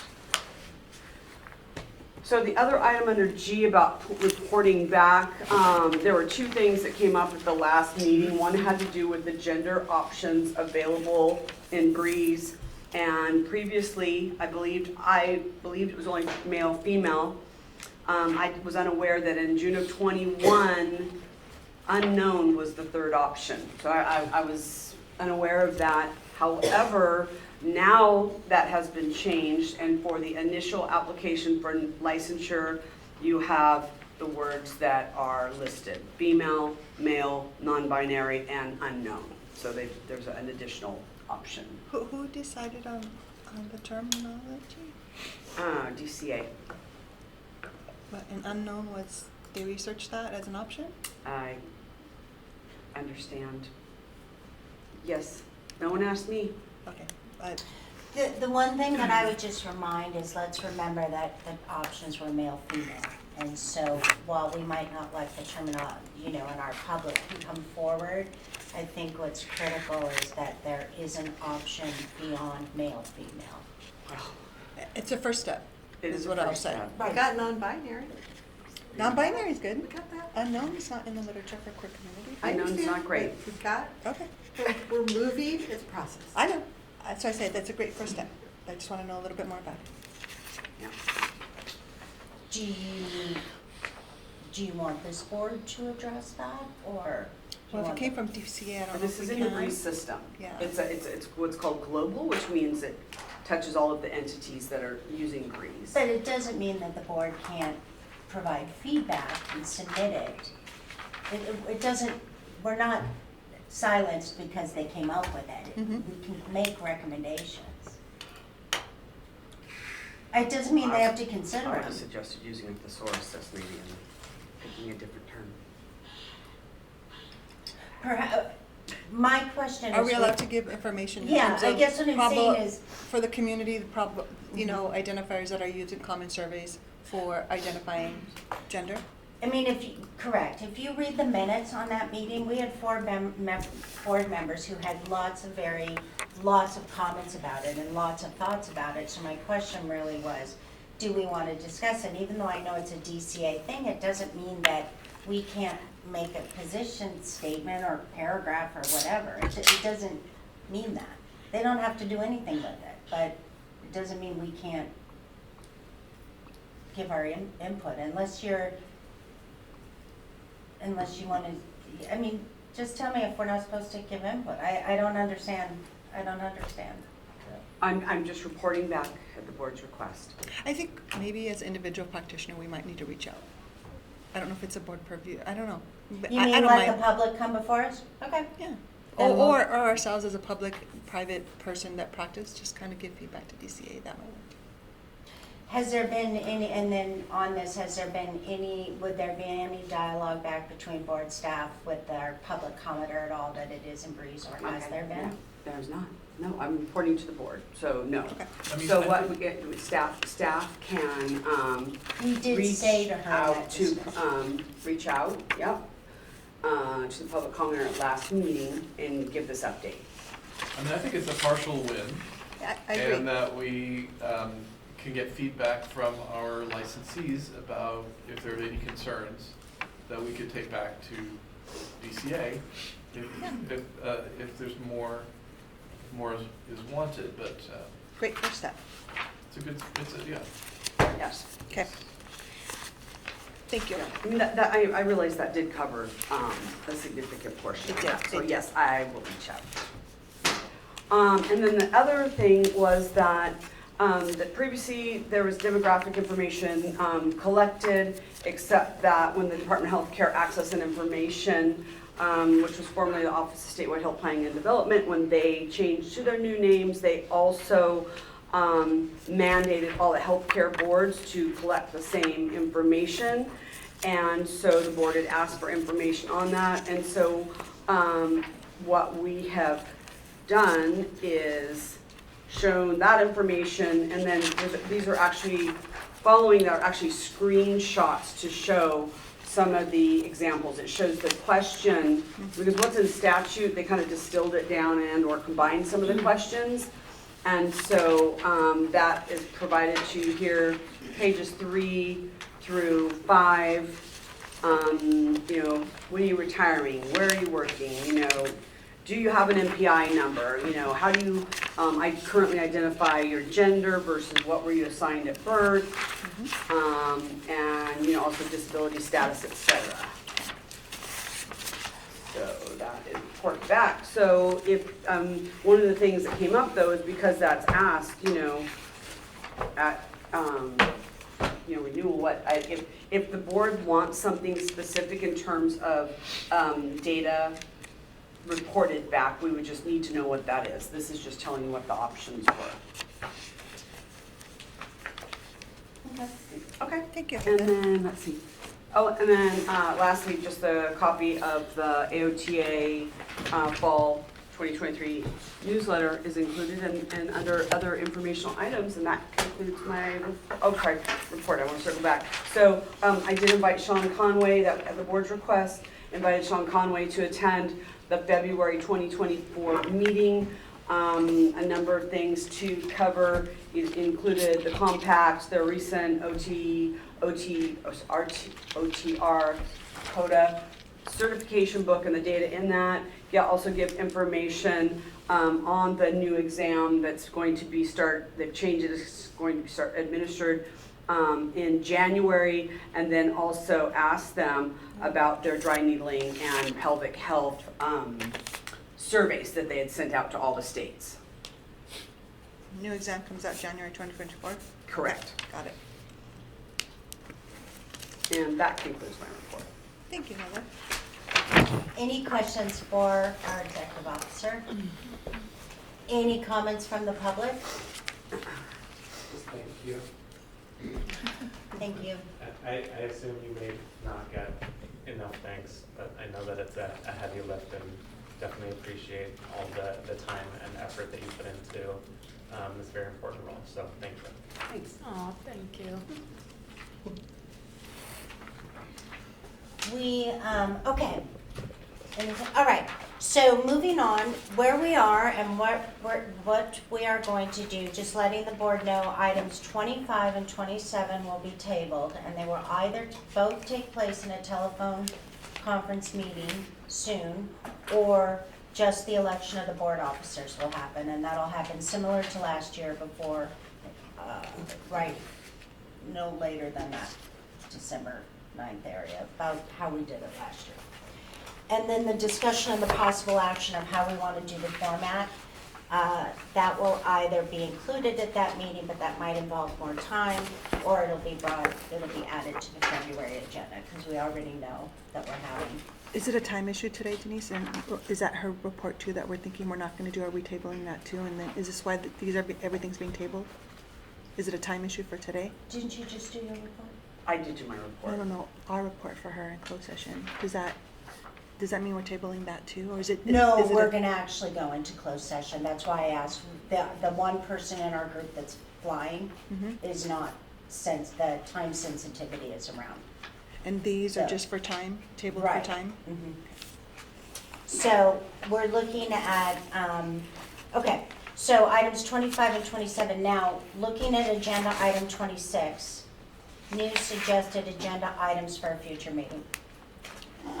Maybe we can discuss timelines for public comment and just deadlines, timelines, what that might look like. deadlines and timelines for public comment, meaning how, when we'd accept them, putting more parameters around that? Yeah, just because, like, when it come last minute, everyone's rushing. Sometimes we don't have a printer. Sometimes it happens the night before, especially if we get here and they're not in DCA to be able to fill those folders.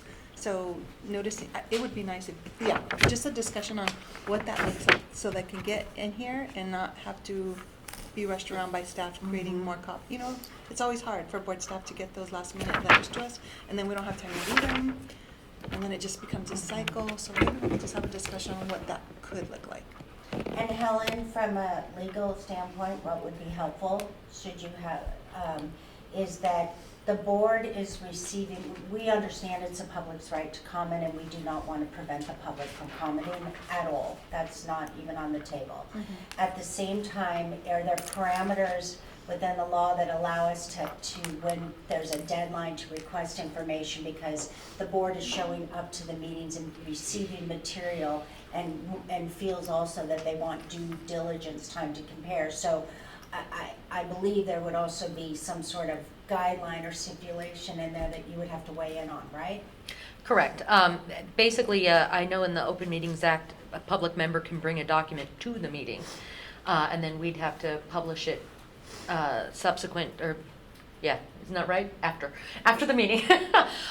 We might be able to include something on the notice and agenda that we request we receive comments prior, 10 days prior, or, well, I guess that's when we would post it, but 48 hours prior to the meeting. I can definitely look into seeing if we could put something like that on there, but of course the Open Meeting Act would permit us to receive comments at any time. So is it only receive or also notice? So if you get it the night before we're here, does the Open Meetings Act saying if you get it the day before the meeting, you actually have to talk about it? Is it both? We never have to talk about comments at all. So technically, if something comes to us that's a purview of the president to be able to say it's either coming on the agenda or, you know what, we got it last minute, this is going to be pushed to the next meeting. That's a choice that the board makes? Yes, so they can, if they get a comment for something on the agenda, the board can say we haven't had enough time to consider this comment, or we can take a pause while the board reviews it, or thank you for your comment, kind of depending upon whatever the topic is. And if it's not on the agenda, thank you for your comment, and the board can either discuss whether they want it on an agenda, or the president and the EO can take a look and see if it's something for the next agenda. Okay. So. And Sharon, just to add back information, that's why yesterday, because we had 6 public comments and they came so late, that's why we approached that agenda item where we broke it down each place. That there was no other good way to let us do due diligence and to match up. So, yeah. But yes, it's on a future agenda item. Keep going. And just one more note, if the board does receive, such as, the great deal of comments, then that could be an indicator to the board that either the topic needs to be tabled until the comments are reviewed, or that we definitely need to put it on for the next agenda and consider those comments at that time, to give the board time to evaluate the comments fully. And I liked your point about putting something on the agenda. I mean, obviously it's a suggestion, it's not a requirement. Correct. But perhaps, providing at least 5 working days notice before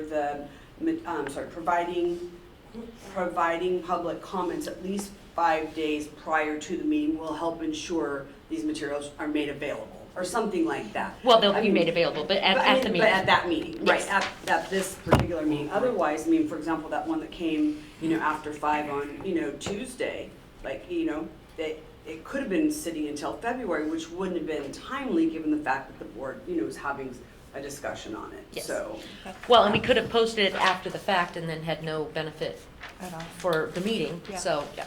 Okay. Any other future items? Agenda items? Any other? I'm thinking.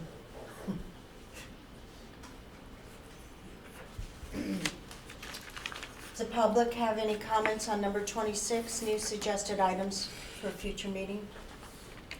Just a question, what is the Brown Act requirement for posting the meeting materials? We're Not the technically, agenda, but the material. yeah, we're technically under the the Bagley-Keene Open Meeting Act. The Brown Act is for local agencies, but they are very parallel. But at this time, materials must be posted and available no later than 10 days prior to the board meeting. So posted and mailed, et cetera. The notice, but The not the notice. materials. Sorry, I do apologize. Yes, sorry, the notice and the agenda. The materials are posted as soon as possible, but that 10-day window for what they have, and then they can be posted up until. And then if it's too late, then it's posted subsequent. Or if someone brings something to the meeting, then it's posted after the meeting. So my error, sorry. No, that's okay. I think that may be a limiting factor in that window for like optimized public comment, because I understand that some of the items that are agendized are intentionally sort of broad, you know, discussion and possible action. But until the draft materials are there, it's hard to offer some comment or thoughts unless you know the possible direction that's being taken. So that would be one thing to consider for the future discussion. Yes. Well, and a majority of the time, the solid documents that the board themselves produce are usually posted at the same time as the notice and agenda. It's usually the more fluctuating last minute changes and comments and whatnot that come in. So if we posted it and said, please, within 5 working days, then when we received it, we could get it posted before the meeting so that everyone could have the benefit of reviewing it and having a copy. Brian, there also is nothing to prevent you, and I know Samia will be rolling in as president at some point. But there's, you know, again, in that exchange of information between our two organizations, I know you've sent people in the past, but you could really make it a very concentrated action. Like, we had the capstone committee this year. We had the supervision committee this year. Christine has her practice committee. The disaster preparedness committee will go next year, and then legislative committee as we bring that back. So please always send anybody to those meetings when you know there's notice, so that we have that voice and you feel like you have input. We definitely try. Well, sorry, can I ask another question? Go for it. That's semi-related, but the webcast options or the, let's say, remote participation, would that also apply to these committee meetings? The law will build in the option for them. Okay. So they're not mandated that the committee meetings shall be, but the committee meetings have the option to go remote, and the committee meetings actually have the option to go fully remote, as opposed to, I believe they have to have one physical location, but the members and the public can all be fully remote, whereas for the regular board meetings, a majority have to be physically present. So, and one last note regarding comments, for the public health, et cetera, we did have it on the last agenda that it would come forward, and we can accept comments at any time, including immediately after the previous meeting. So it doesn't have to wait until the current agenda is posted. And then lastly, when we have this dialogue, Brian, it's always great if you send somebody who wants to give a public report on you dialoguing after coming to our meeting. And, you know, like, it'd be interesting to know what OTAC went back and did regarding pelvic health and what you're putting together and stuff like that. Even if that FAQ or what have you is ready and you want a presentation, that would be something you'd speak with Heather, and Heather will work with the president, and it could go on a future agenda. Okay? Thank you. You got it. All right. Any-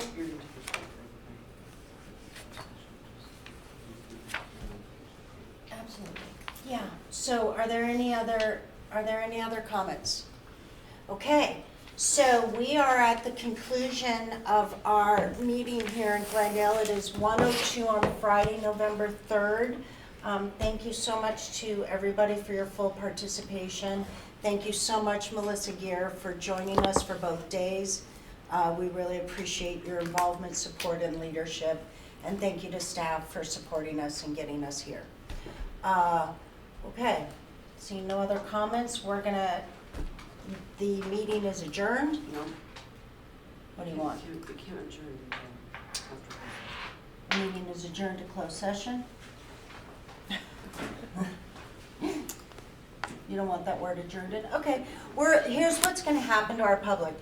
Forget the word adjourn.